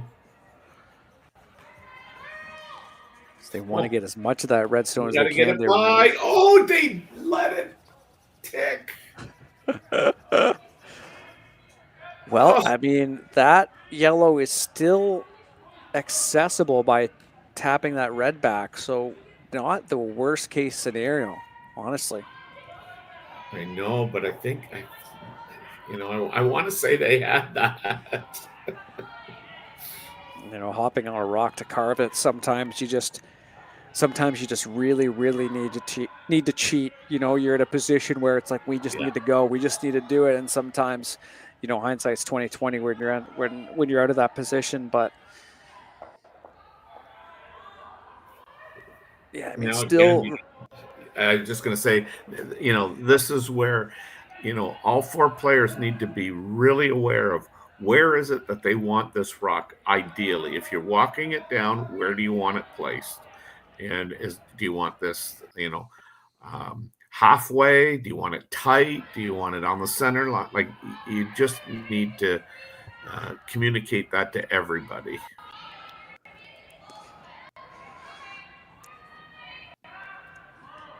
Final stone here for the skipper, looking to protect that one lonely yellow stone in just behind the pin, actually, just behind the tee line. It's been the story of the game for her and her team, just having lots of red stones to shoot against. Now in a position to really end up protecting one of your own. Yeah, and I think you want to hold this out there as long as you can. Yeah, this is, I don't think, going to be what she wanted. I might have stayed on that and tried to bounce it a bit, but because I think that's still there. But she may elect to play the in off it as well. So yeah, that's kind of my first thought too. Is you mentioned the all or nothing shot, but this is certainly worth the risk for this team. You make this, you are scoring 4 if you stick it right. Really big shot here for Serena Grey Withers as they look to really put this game to bed. And I know you mentioned the score not necessarily reflecting how the two teams have played and some of the outcomes we've seen, but this is just another example. You could tie this game or you could really ice it. Massive shot here for Grey Withers. Yeah, I mean, again, as difficult as this shot is, I mean, she wastes no time. I'm so impressed with, how confident they seem to be. There's just that air about them. She's got the confidence. Final stone here, in turn, shooting towards the boards. In off, chance to score a bundle. No. And it will not move the way they expected to actually hit the other red stone. So Team Plett with another stolen point, make it 3-3 as we go into the sixth end. Routine steal. Yeah, exactly. We will be right back with the sixth after this. Hey Ben, what's the Aztec Safety online e-learning website again? Yeah, that would be aztecsafety.com. Fire extinguisher and firefighting, we'll send that one to Paul. Ah, now here's a course I should probably take. Conflict resolution. Power line safety. Yeah, I thought it might help me with my line calls. Did you know this Aztec website has over 100 safety courses? Jeez. Aztec Safety online course. Ground disturbance. Could have used that a few seconds ago.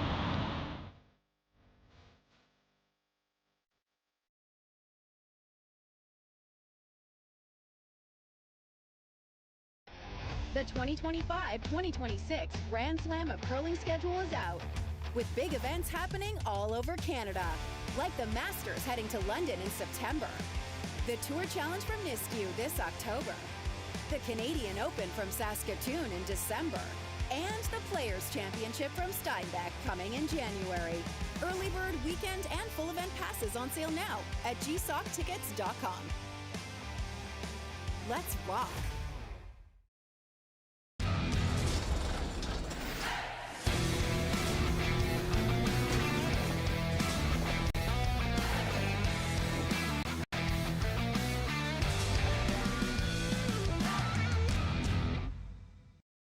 Live curling rocks. And this November, the best in the world are coming to Tahoe. Get your seats now at gsoctickets.com. But hurry, early bird pricing ends soon.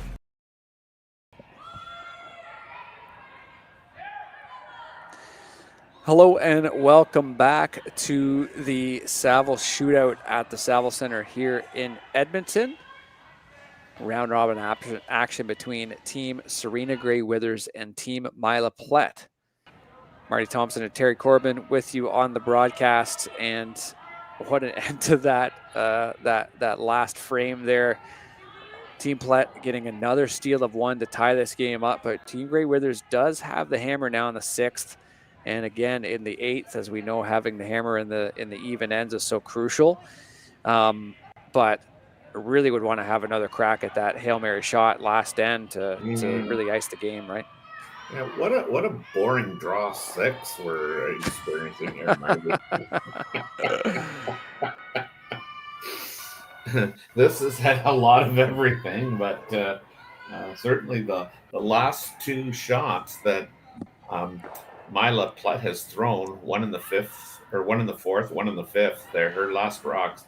They've been just two beauties. Yeah, managing to keep her team in the game. Oh, yes. Some clutch shots. Yes. And, we meant, I think it was maybe the start of the fourth, just mentioning how Grey Withers managed to put so many red stones just in and around the rings. And that was really the story of the game. And it still was up until up into the fifth end, just continuing to keep the pressure on. Meantime, Team Plett here, that second stone sailing towards the back, this could really change the complexion. We did a game yesterday, Terry, when we were just talking about how much the lead stones are impacting the game more and more now with the 5 rock rule, and how you can really start to see ends progress based off of even this shot, right? We can already start to see new outcomes coming. And just how crucial, I guess, those lead stones are now. Yeah, I mean, we were having this discussion not too long ago about, at one point with the 5 rock rule, it was like, you throw it, just short. I'll throw it in. You lob one in on mine. I'll lob one in on yours. You lob one in on mine. And who's going to blink first? But I mean, this is with that, not being allowed to play the tick either. So the lead rocks have just become so much more important than they ever had. you get good at making the tick shot, and they come up with a new rule. The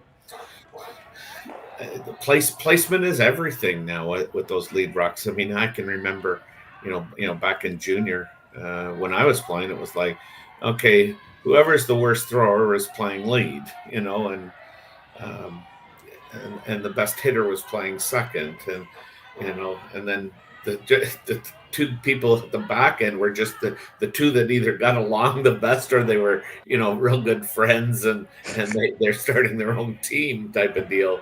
But at this level, it's so critical, because you can sit and have your in between end chats about how you want to play this end, and if the first one doesn't get placed where you want it or you need it, I mean, it can just impact the whole the whole end. That isn't a very good outcome there. I don't know what the call was, but yeah, that wasn't good. So yellow just booted back through the house. Now, Gray Withers eyeing this up. It's pretty good setup here in the 4-foot. Yeah, I don't know. I'm ripping that. I'm ripping that yellow guard.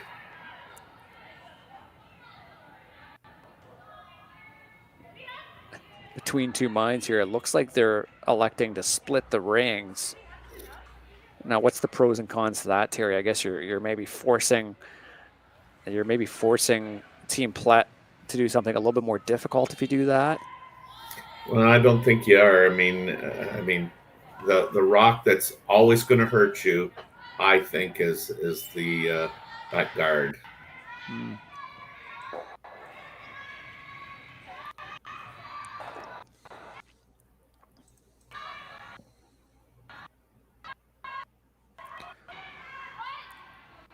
I mean, you rip, what's she doing? I mean, she's not playing the double. Right. So it looks like maybe just trying to come into their own bundle. Yeah, there. they Is are. that, huh.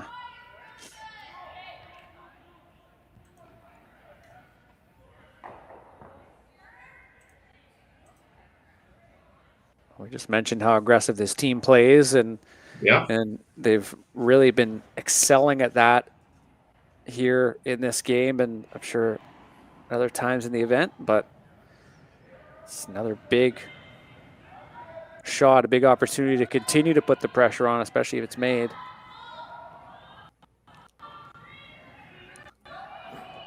Well, I just think, the way, kind of they're playing, kind of, I mean, it's not set up right now, but I mean, Myla only has to make, kind of that one shot an end, which she's been making to keep her team in. But,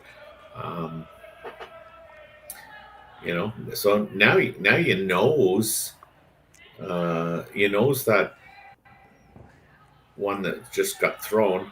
I mean, I don't know that if it's going back on your yellow, but I don't think at this stage it's going to matter that much. And you just get an inside roll, and now it's starting to look like a couple of ends, the last two ends where Myla can throw a draw around everything. It has to be a consideration for this team, just how well Myla is throwing, and clearly has her draw weight down. Really nice attempt to a hit or something a little more difficult. Chloe Fadouk. Yeah. With a big bundle of red stones to hit. Now, how much is this rock going to curl? It will crash on the guard. That is probably the worst outcome that could have happened for her. She just did the Gray Withers shot for her. It just looked like maybe just didn't get wide enough. Maybe didn't have the set the way that she wanted. Difficult.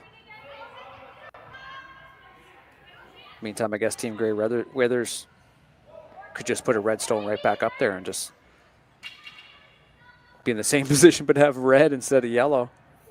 I think a little spoiled for choice here. Like this is a really nice bundle. I think you just got to somehow protect it. I think she's coming in again. Oh no, okay. I was just gonna say, her initial thought was coming right in again.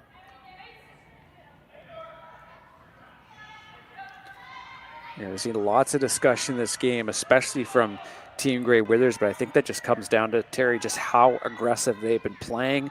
And, you know, I think especially through the second and third and the lead a little bit too through Team Plett, they have been getting some misses. So there's an opportunity for them to just sort of say, hey, like we need to really reset and think about what's our best chance, you know, to really even apply more pressure. Mm-hmm.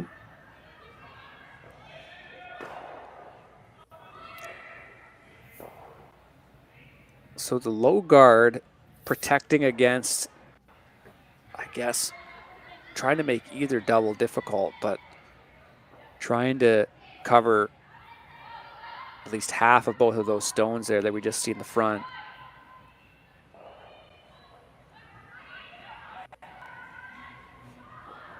Burgess settles in here. Yeah, there might even be a triple off of those. Yeah. Red one. Well, Team Grey Withers would like to not find out if there's a triple. That's right, yeah.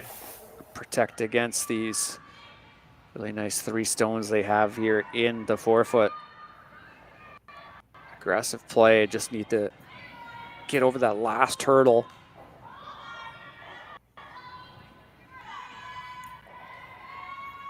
Line really key on the shot, just making sure it stays wide.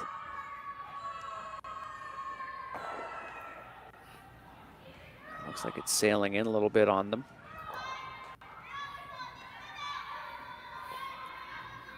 And then we'll come right in the bundle. So, ooh, I mean, I guess you're protecting the one at the back 4, but or in the forefoot rather, but that is quite the little bundle they have here. Mm-hmm. Huh.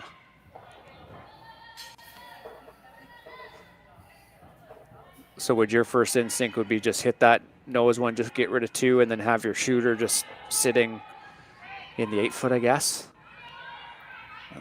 I guess so, right? I don't know. Well, I mean, they're going to be sitting 2 after you play if you throw that.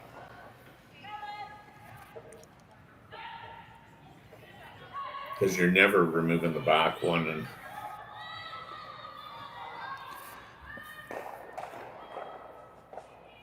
big shot here from Alyssa Nedwin. Remove some of these stones. Big extension there. Nice positive release, making sure to just find the dead middle of this red stone. They will overcurl slightly, but they will do the job.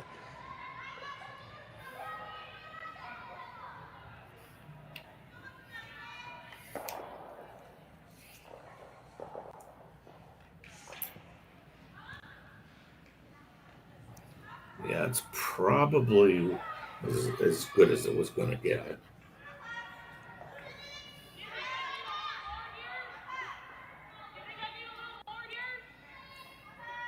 So they're just going to chip off that yellow stone and just try to poke it loose a little bit. It looks like it, yeah.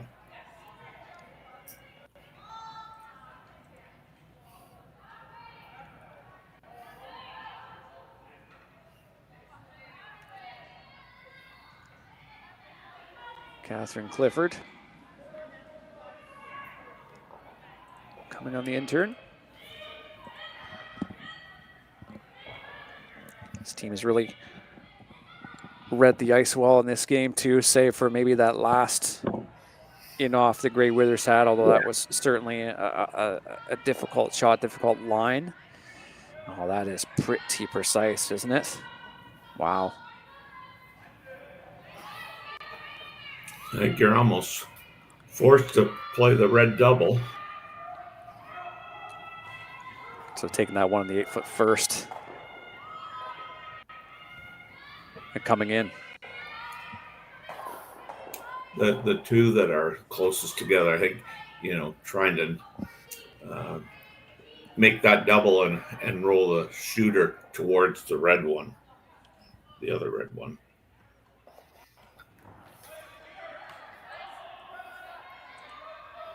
I'm just assuming that they're pretty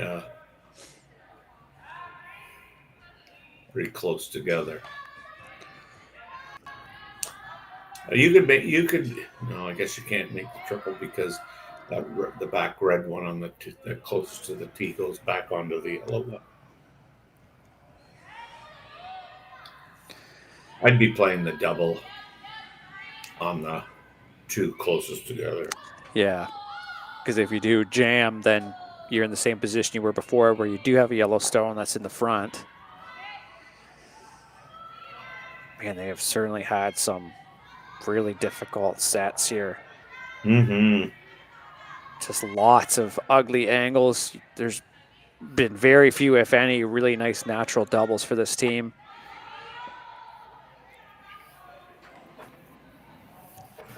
Listen, Edwin, big weight again here. But you know, I mean that to the point of great shot, sitting two, lovely, unbelievable. But you know, just quickly, I want to make this point. Like that's what happens, you know, when you group the rocks together, like Grey Withers' team decided to do. Yeah, especially adding that third one into the bundle. Yeah, I take your point for sure. And then obviously the fourth one ran deep. We do have a little camera issue there, but you did see an incredible near triple there from this team. Yeah, really changed the trajectory of this end. You make a really good point, and I guess replaying this end, you know, peeling that guard, and that's certainly a nice option as well. But it's tough. You're complimenting a team on being certainly ultra aggressive, but you know it comes with its flaws for sure. Well, like I said before, like this does not feel like a 3-3 game in a lot of respects. But at the same time, I mean, you know, Team Plett's just kind of, for lack of better words, just plugged away at this. And you know, made a really good last shot in the fourth end, made a pistol in the fifth end, and here we are in the sixth end, and you know, what optically looked like, oh, this is going really good for Serena Grey Withers and her team. Look at that, there's four in the rings, they're sitting four. I mean, now basically 4 shots later, you're looking at Team Plett to making a takeout to sit 3. Yeah, it's how the fortunes can certainly change. But there's been few shots that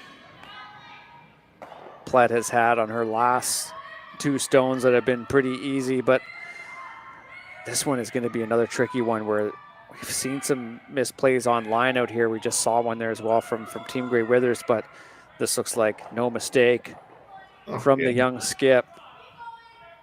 And yeah, I mean, this to be in a position where Grey Withers looking very, very, very likely to be forced, but almost had that in off last. And there's been lots of opportunities for this team. This looks like the call to sort of just freeze to that back one and try to make a shot difficult here for Plett, but this has to be pretty precise to get the desired outcome. Yeah, well, I mean, you kind of know, hey, this is not going to be a blank end. I'm kind of going to be forced to one, so I might as well try and A, get my draw weight, or ensure I still have my draw weight, and 2, make as difficult a shot for Myla Plett as I possibly can.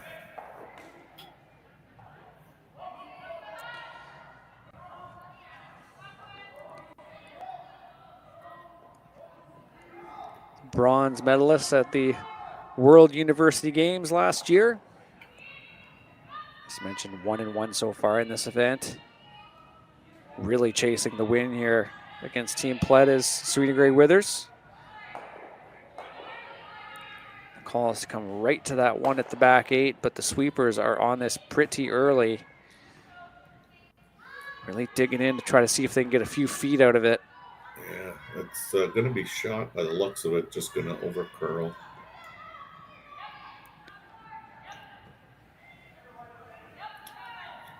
Tough outcome as we see Plett with lots of options to get rid of this. Different outcomes. Yeah, a chance to get a force, and then, as we mentioned, I know earlier, just have the, really take the hammer back, so to speak, and just have one hammer reach the 7th and 8th. Down 1, still lots of game left. They have certainly crawled back in this game.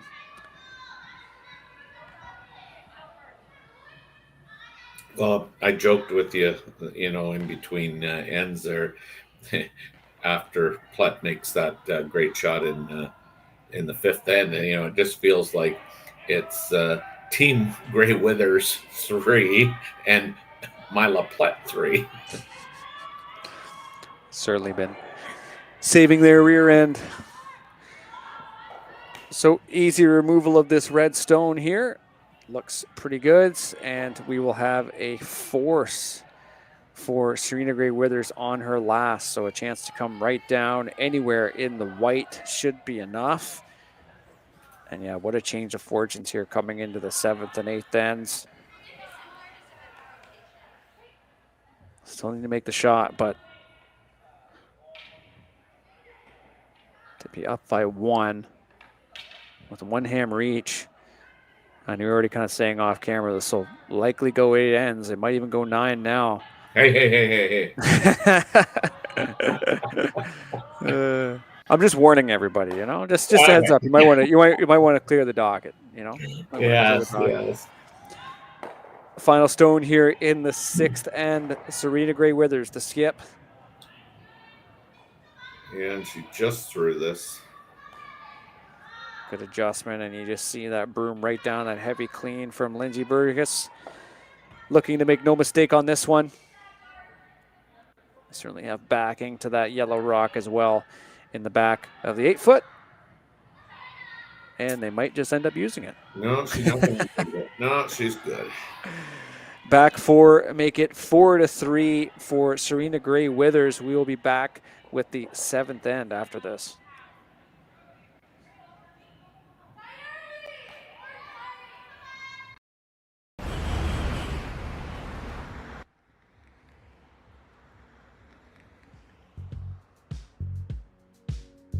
That's life.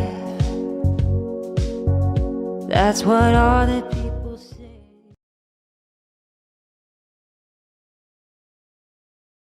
Hey guys, what can I get started for you today? Bananas away, regular? And I'll have the rip berry, but can I get vanilla oat milk, and I'll add spinach and ginger? And can I substitute the raspberries for strawberries? Also add the chia and hemp seed, and definitely have the power booster and the collagen booster. And can I get that blended twice? Wow. For Alicia, custom chaos? One of a kind. You're one of a kind. Blister juice, freshly made your way.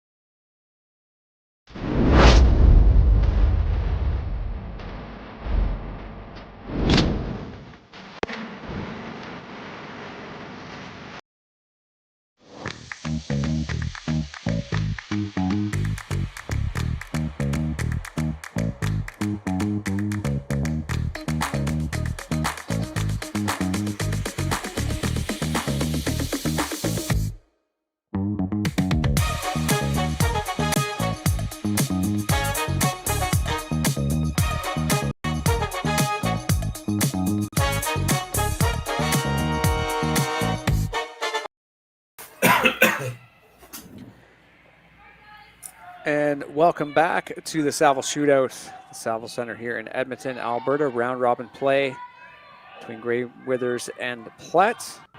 Marty Thompson and Terry Corbin with you on the broadcast. We'll just take a quick look around the rink here at some other scores. Caitlin Laws, last time we checked in on that game against Nancy Hansen, she was down 3-1. Well, scored a 5 right after that and stole 1 in the 4th, 1 in the 5th, and 2 in the 6th to win 10-3. Quite a nice little rebound there for that team. One of the favorites in this event for sure.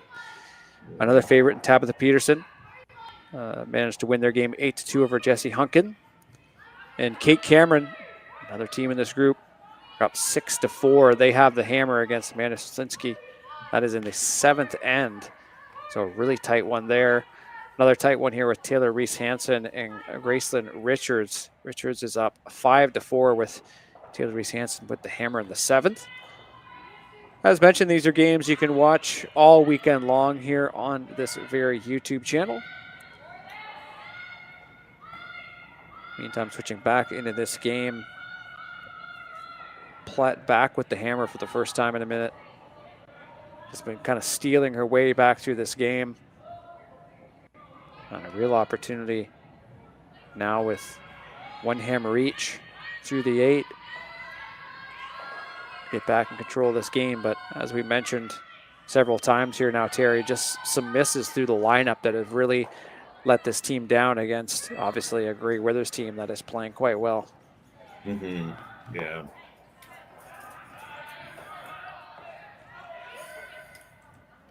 I mean, I think, now it's a question of Myla trying to see if she can potentially squeak out a blank end here. She obviously doesn't, I don't think, wants to be forced into taking one, but a blank would definitely be in her thoughts, I'm sure.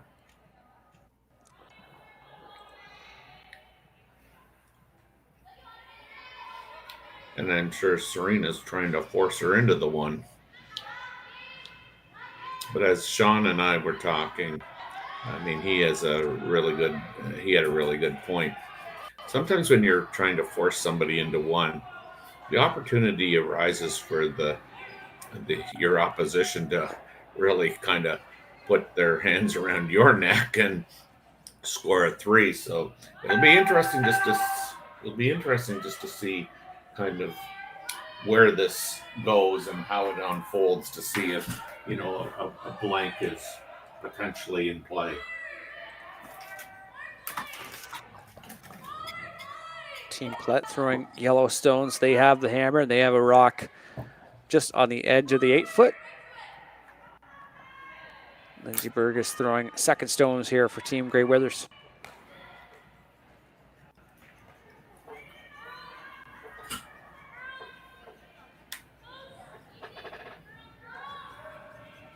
A really nice carve there. Zoe Cinnamon bringing that rock all the way over as it now rolls just out of play. Oh, it will hold on. Oh, as a little biter in the back 12. That is a pretty nice result. Yeah, because if she gets that out, I mean, you peel this and that blank's looking so much easier, I guess. But she's lined this up to the point where I'm sure a blank is in her thinking.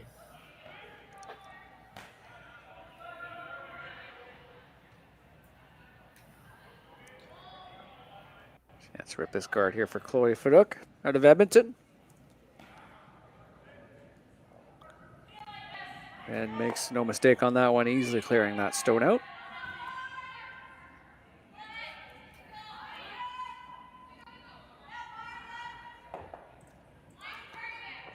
Of course, the men are also in action at this event here at the Saville Shootout. A couple really close games here in this very ice shed. Uta Guzens and Rylan Kleider 6-5 with the Dutch team with the lead. Kleider does have the hammer going into the 8th. In the meantime, Jordan McDonald is down 6-4 to Cameron DeYoung of Victoria, BC. Kleider and McDonald certainly favorites in this event on the men's side.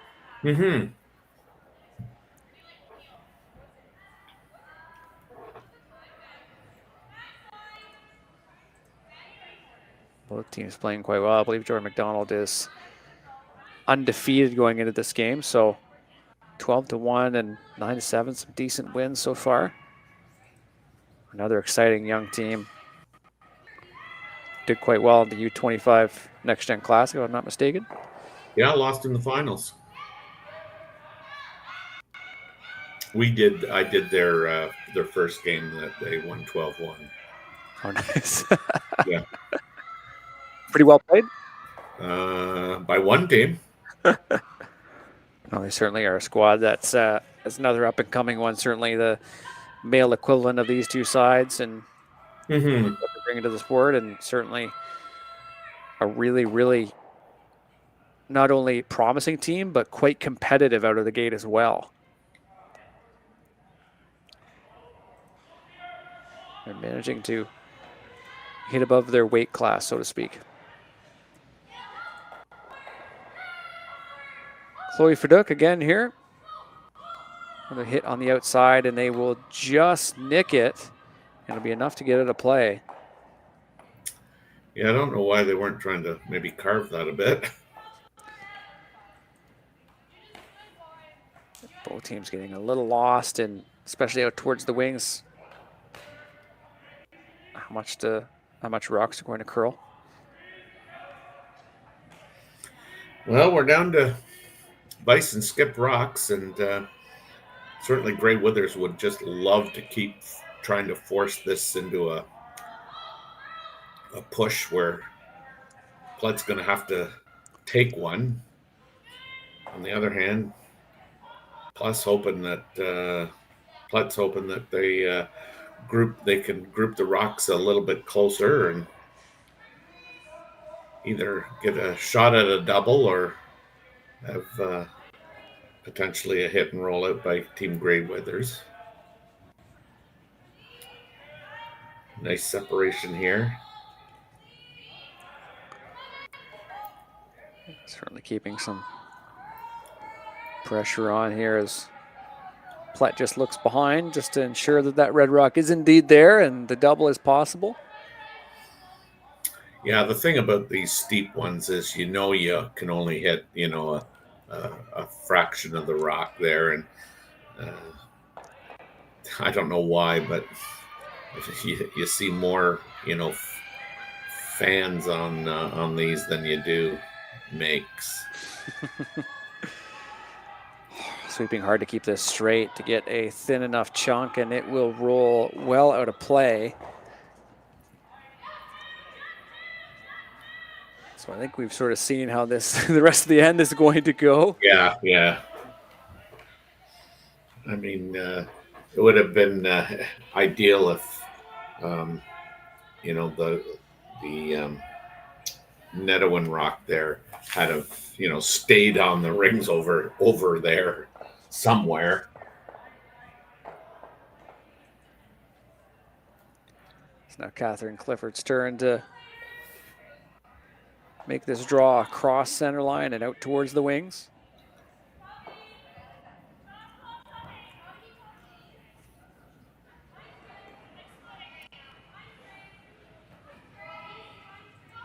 Of course, Plett's forced, then Gray Withers only needs a single on the last end, although they've really been trying for triples and quadruples through this game so far, so they'll have to switch gears and play defensively if this end does go their way.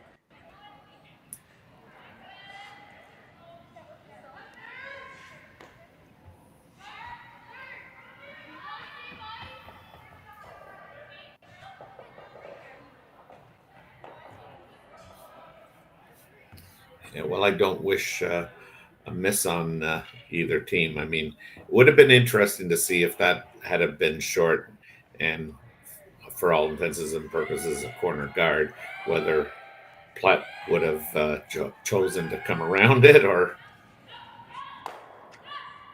geez, you just want to stay on one of these and get the rock over there.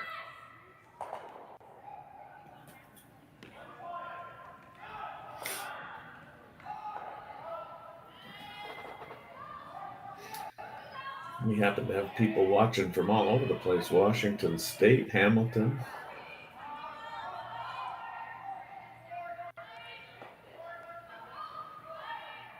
Prescott, Ontario. Wow. Oh, very nice. Much appreciate everybody tuning in for this game and the games all weekend here at the Saville Center.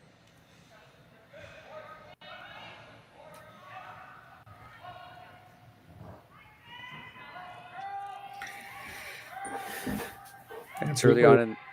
Oh, you sorry. Go ahead. No, go ahead, sir. I was going to say it's early on in the season, but as we know, with the Olympics coming in February, this is very much a sort of a truncated curling season. So yes, we're going to see lots of good curling, really top level stuff earlier and earlier in the fall. I guess this is technically the summer too, but you know, we're going to see a lot more action on Curling Zone and elsewhere through the next couple weeks and months.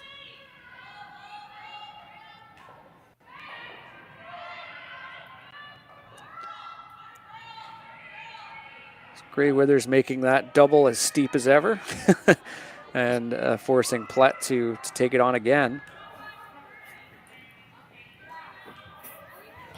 Yeah, what a crucial shot that was, just having that red stone stick around, just biting the back 12. That is just inches away from a completely different end entirely.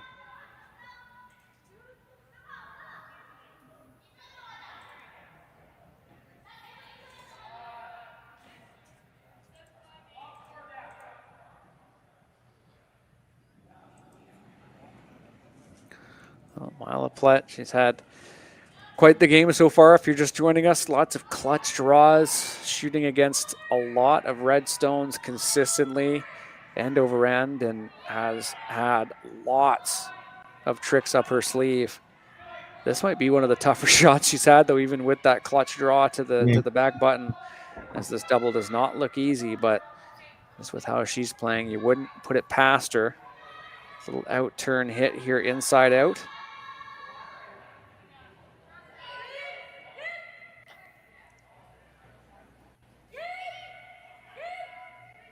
Desperate to keep this straight again. And this looks almost closer to her nose. Yeah, it is.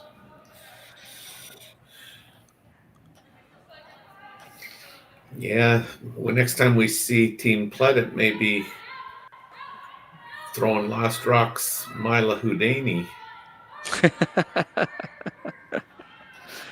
I like that one. Gray Withers just with the hit, I guess, just dead nose, and it should be pretty straightforward, I guess. Yeah, they'll be just got to keep the shooter in, I guess, for the most part. Yeah. Force Plett to the draw, into the force. And again, if you're just joining us, you know, Gray Withers just really aggressive, lots of rocks in play, lots of rocks in the rings, and really applying a lot of pressure, but just that shot and a half away from really putting the game to bed earlier on. But credit to Team Plett, they have held in. And they're certainly making this fellow Albertan side make the shots they need to stay in the game. Final stone here from the skipper. Following a similar path, and they will just nose a little inside roll. It won't change the trajectory too much here for Plett, who has a chance to just hit and stick, take the one, and look for a steal in the 8th. Yeah, so she wants to bear down on this. I mean, I know you. It looks routine. It should be routine, but I mean, sometimes you get in the hack and you go, well, I can afford to, you know, roll a little bit to the inside, and next thing you know, you're rolling to the inside, all right. You're rolling out the rings. Final stone here in the 7th end. Myla Plett looking to score her one. Broom right down, nice and easy. Yeah, nice controlled weight. Yeah, really nice and easy to manage for the sweepers. So put that one on the board beside Team Plett. The game is tied going into the 8th, and Serena Gray Withers will have the advantage with last rock when we come back.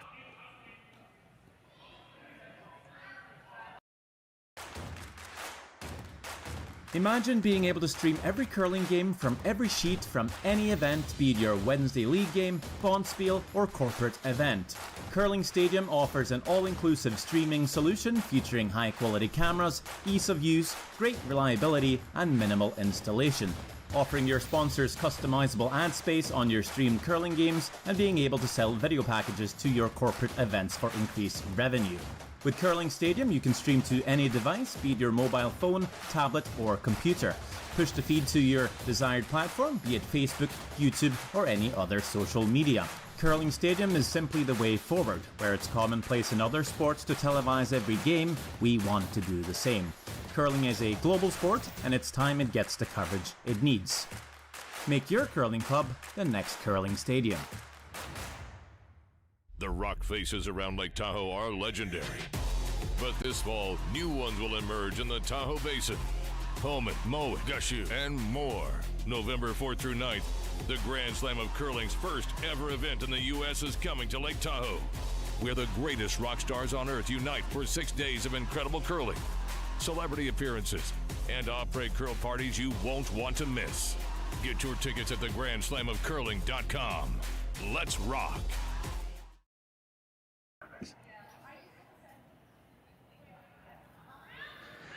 And welcome back to Edmonton, Alberta, the Saville Shootout, the Saville Center here, round robin play. Team Serena Gray Withers and Team Myla Plett. This one has gone right down to the wire. Marty Thompson and Terry Corbin with you. Terry, this has been quite a slugfest, and we are now wrapping up here with the 8th end. And Serena Gray Withers, I think quite rightfully, deserved to have the hammer at the end, but as we've seen, Myla Plett, especially the skip, can pull something out and really put the pressure on if she's given a chance at the last stone. Yeah, and you know what? I mean, again, we start the end.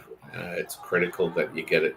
You get a short rock and a long rock touching the center line, and they got the short rock. It's touching the center line, and independent of Team Gray Withers throwing a rock into the rings, Team Plett doesn't care because they've got their own agenda.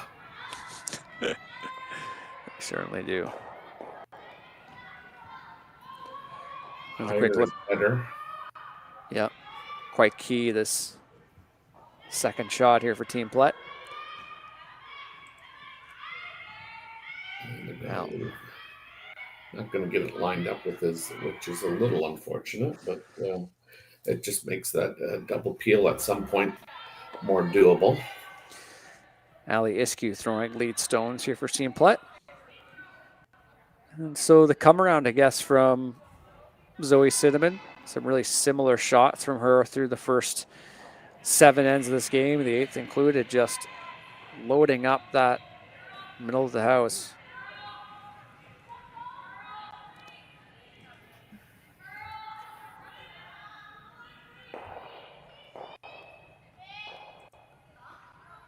Wow, this is way out there.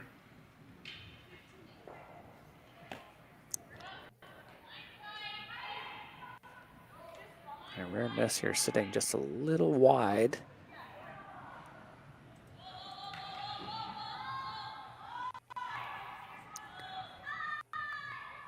What do you see as Plett's main objective here so far? Try to tap that back, I guess? Yeah, maybe. Well, I mean, again, I think the more you can kind of control the front right now, the better off you are. I mean, you got both. You got an in both ways. So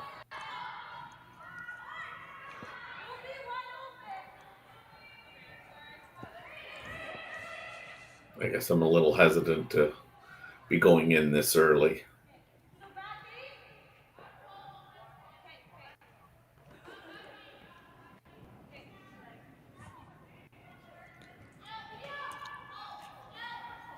Chloe Fadouk throwing second stones here for Team Plett. semifinalists at the U25 Next Gen Classics. They'll be playing in the pre-trials in October.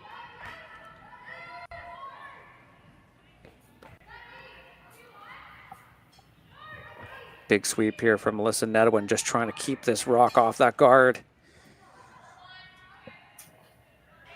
And they do get a little chisel, but it ends up working out.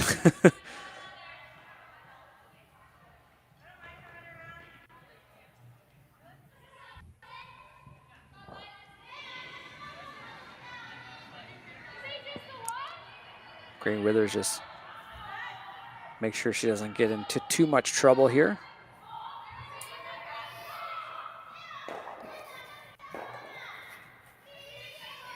I mean, you kind of knew that Serena was going to, you know, peel the front.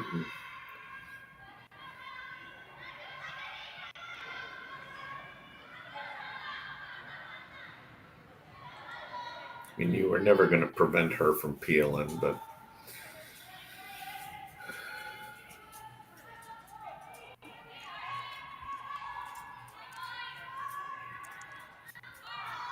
Lindsay Burgess. Cousin Carly, also another high-level curler.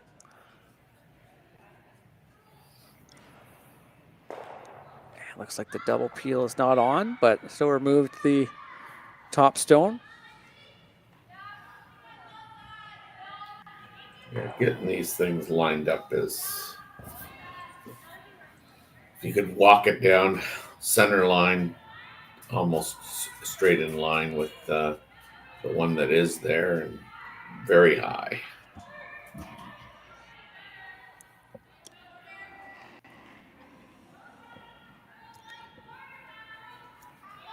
This is Team Plett's final round robin game. A win would certainly be enough to take this to the playoffs, but Serena Gray Withers will be back in action tonight, 8:45 p.m. Mountain Time. Be taking on Amanda Slinsky. That game will be available live on this very YouTube channel.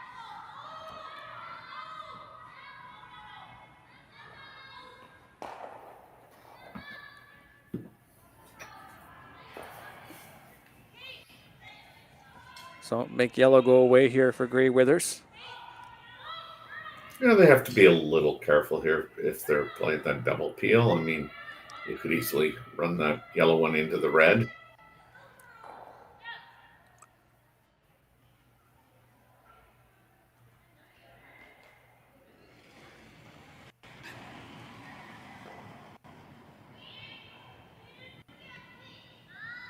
Bit of a straight through release there.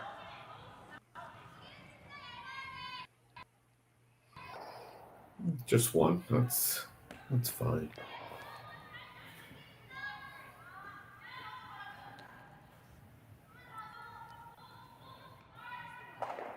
We do know what Plett as a skip, her strong suit has been just that draw game, finding that weight perfect, and obviously the line has been good as we see Nedwin finding a little hair. Classic, been there. Just knowing what she's able to throw in this end, at least with replacing the guards and making sure that she'll have that lane in there. That's so far a job well done for her team. They need to steal this win here. This will be their third. Looking to go 3-1. Sweepers intimating this rock's a little heavy.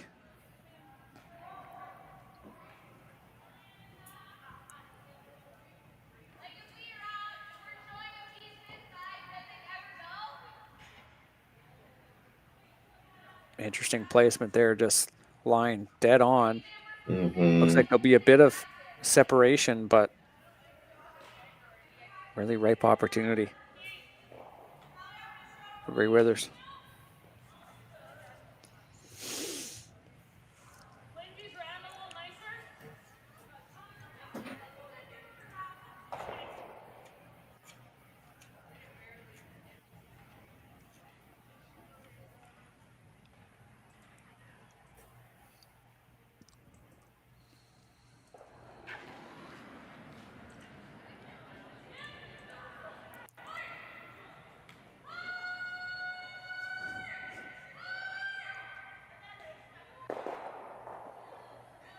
Clifford with a big movement of granite. Wow, an easy looking triple. That was quite the shot. Made it look easy just because the rocks were just sailing right away. Let's take another look at this. Yeah. I mean, that's unfortunate that that thing came that deep because she touched 4 rocks.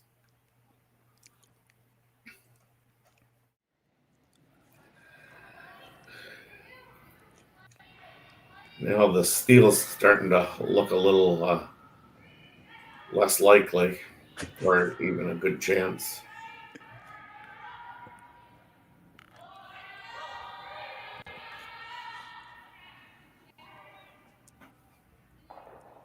So let's focus on putting that center up and look to have something to draw in behind.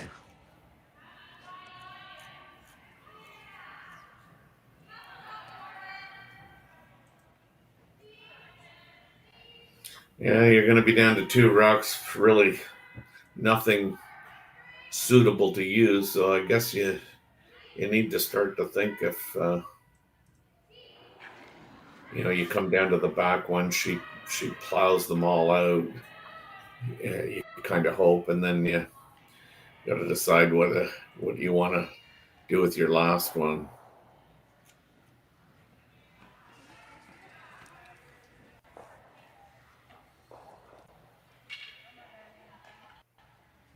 Well, lots of red rocks. 2 in the house at the end, and that's really just been the story of the game here for Team Grey Withers. Really well-placed rocks, difficult to move, difficult to manage for this Plett side that certainly had their fair share of misses, but had their fair share of decent shots.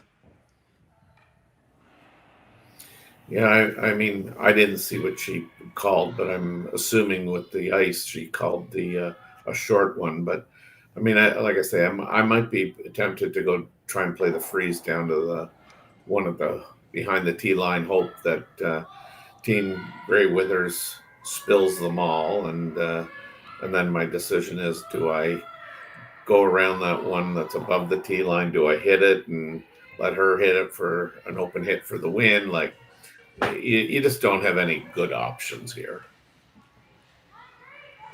So it's trying to make the best out of as they say, a shitty situation. Rock is rolling in here to that nice short guard position as mentioned. Must be looking for a jam or something, but yeah, I honestly don't understand, why you don't look at something else. Like, you've replaced a rock that they've just, thrown at and made it quite successfully.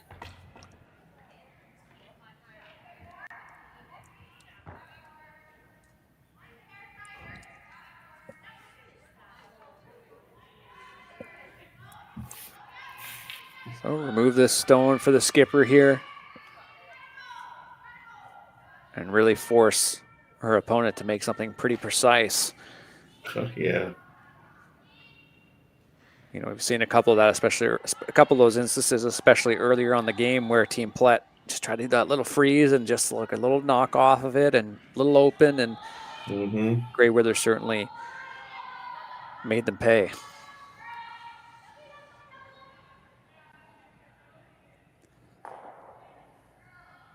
A simple little peel there.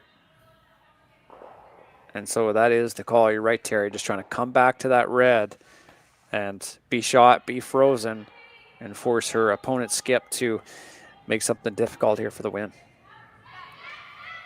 Yeah, but they, again, the fact that they have that catcher there in the 8 foot, like, I just would have liked to seen her throw this on her first one. Yeah, it also doesn't hurt to give yourself, another chance, like give yourself 2 chances to make something really good, and or at least learn that ice too, if that shot was ever available again. But Myla Plett, certainly the star of this game so far, that clutch draw to the button against some major pressure earlier on. And this is just another clutch shot that she is certainly within range of completing.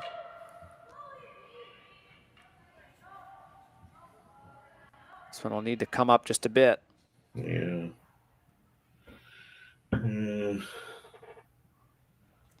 Unfortunately, it's not going to be frozen the way you'd want it frozen. So taken off the side here. Gray Withers with a chance to go 2-1 with a shot here, removing this yellow stone. As mentioned, they started with an 8-3 loss to the Wang Chinese side, but came back with a big win against Kate Cameron. Looking for 2 wins today to ensure a spot in the playoffs. Of course, with this shot, Plett would drop to 2-2. Final stone here in the 8th end. Serena Gray Withers with the game in her hand. Remove this yellow stone and take what is certainly would be a well-earned win considering how they played. They will earn that. They score 3 just for fun at the end to make that final. Terry, any final thoughts of this game as we see the handshake? No, I mean, it was, it had its moments of yeesh, and it had its moments of wow. So I thoroughly enjoyed the game. I'm just hoping that, you know, in a debrief that they do talk about that 8th and Myla Plett's team and, you know, how they could have made that maybe a little bit more difficult for Team Gray Withers. But Gray Withers and her team, they certainly, I think, you know, were the better team. So congratulations to them, and good luck moving forward. Absolutely. Thanks, everybody, for tuning in. And on behalf of Terry, Rory, myself, thank you so much for a great broadcast. We will see you later on tonight and throughout this weekend from the Saville Shootout. Thanks for tuning in.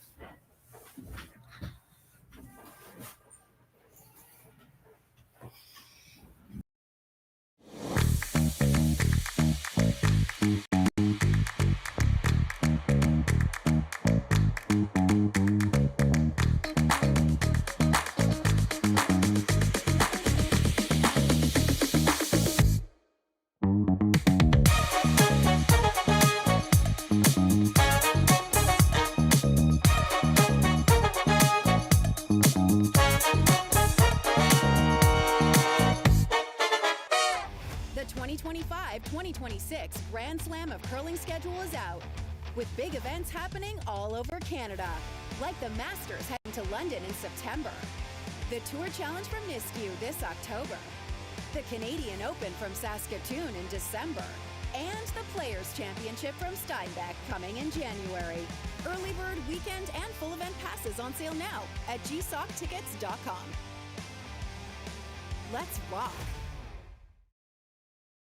It's a lot. Live curling rocks. And this November, the best in the world are coming to Tahoe. Get your seats now at gsocktickets.com. But hurry, early bird pricing ends soon.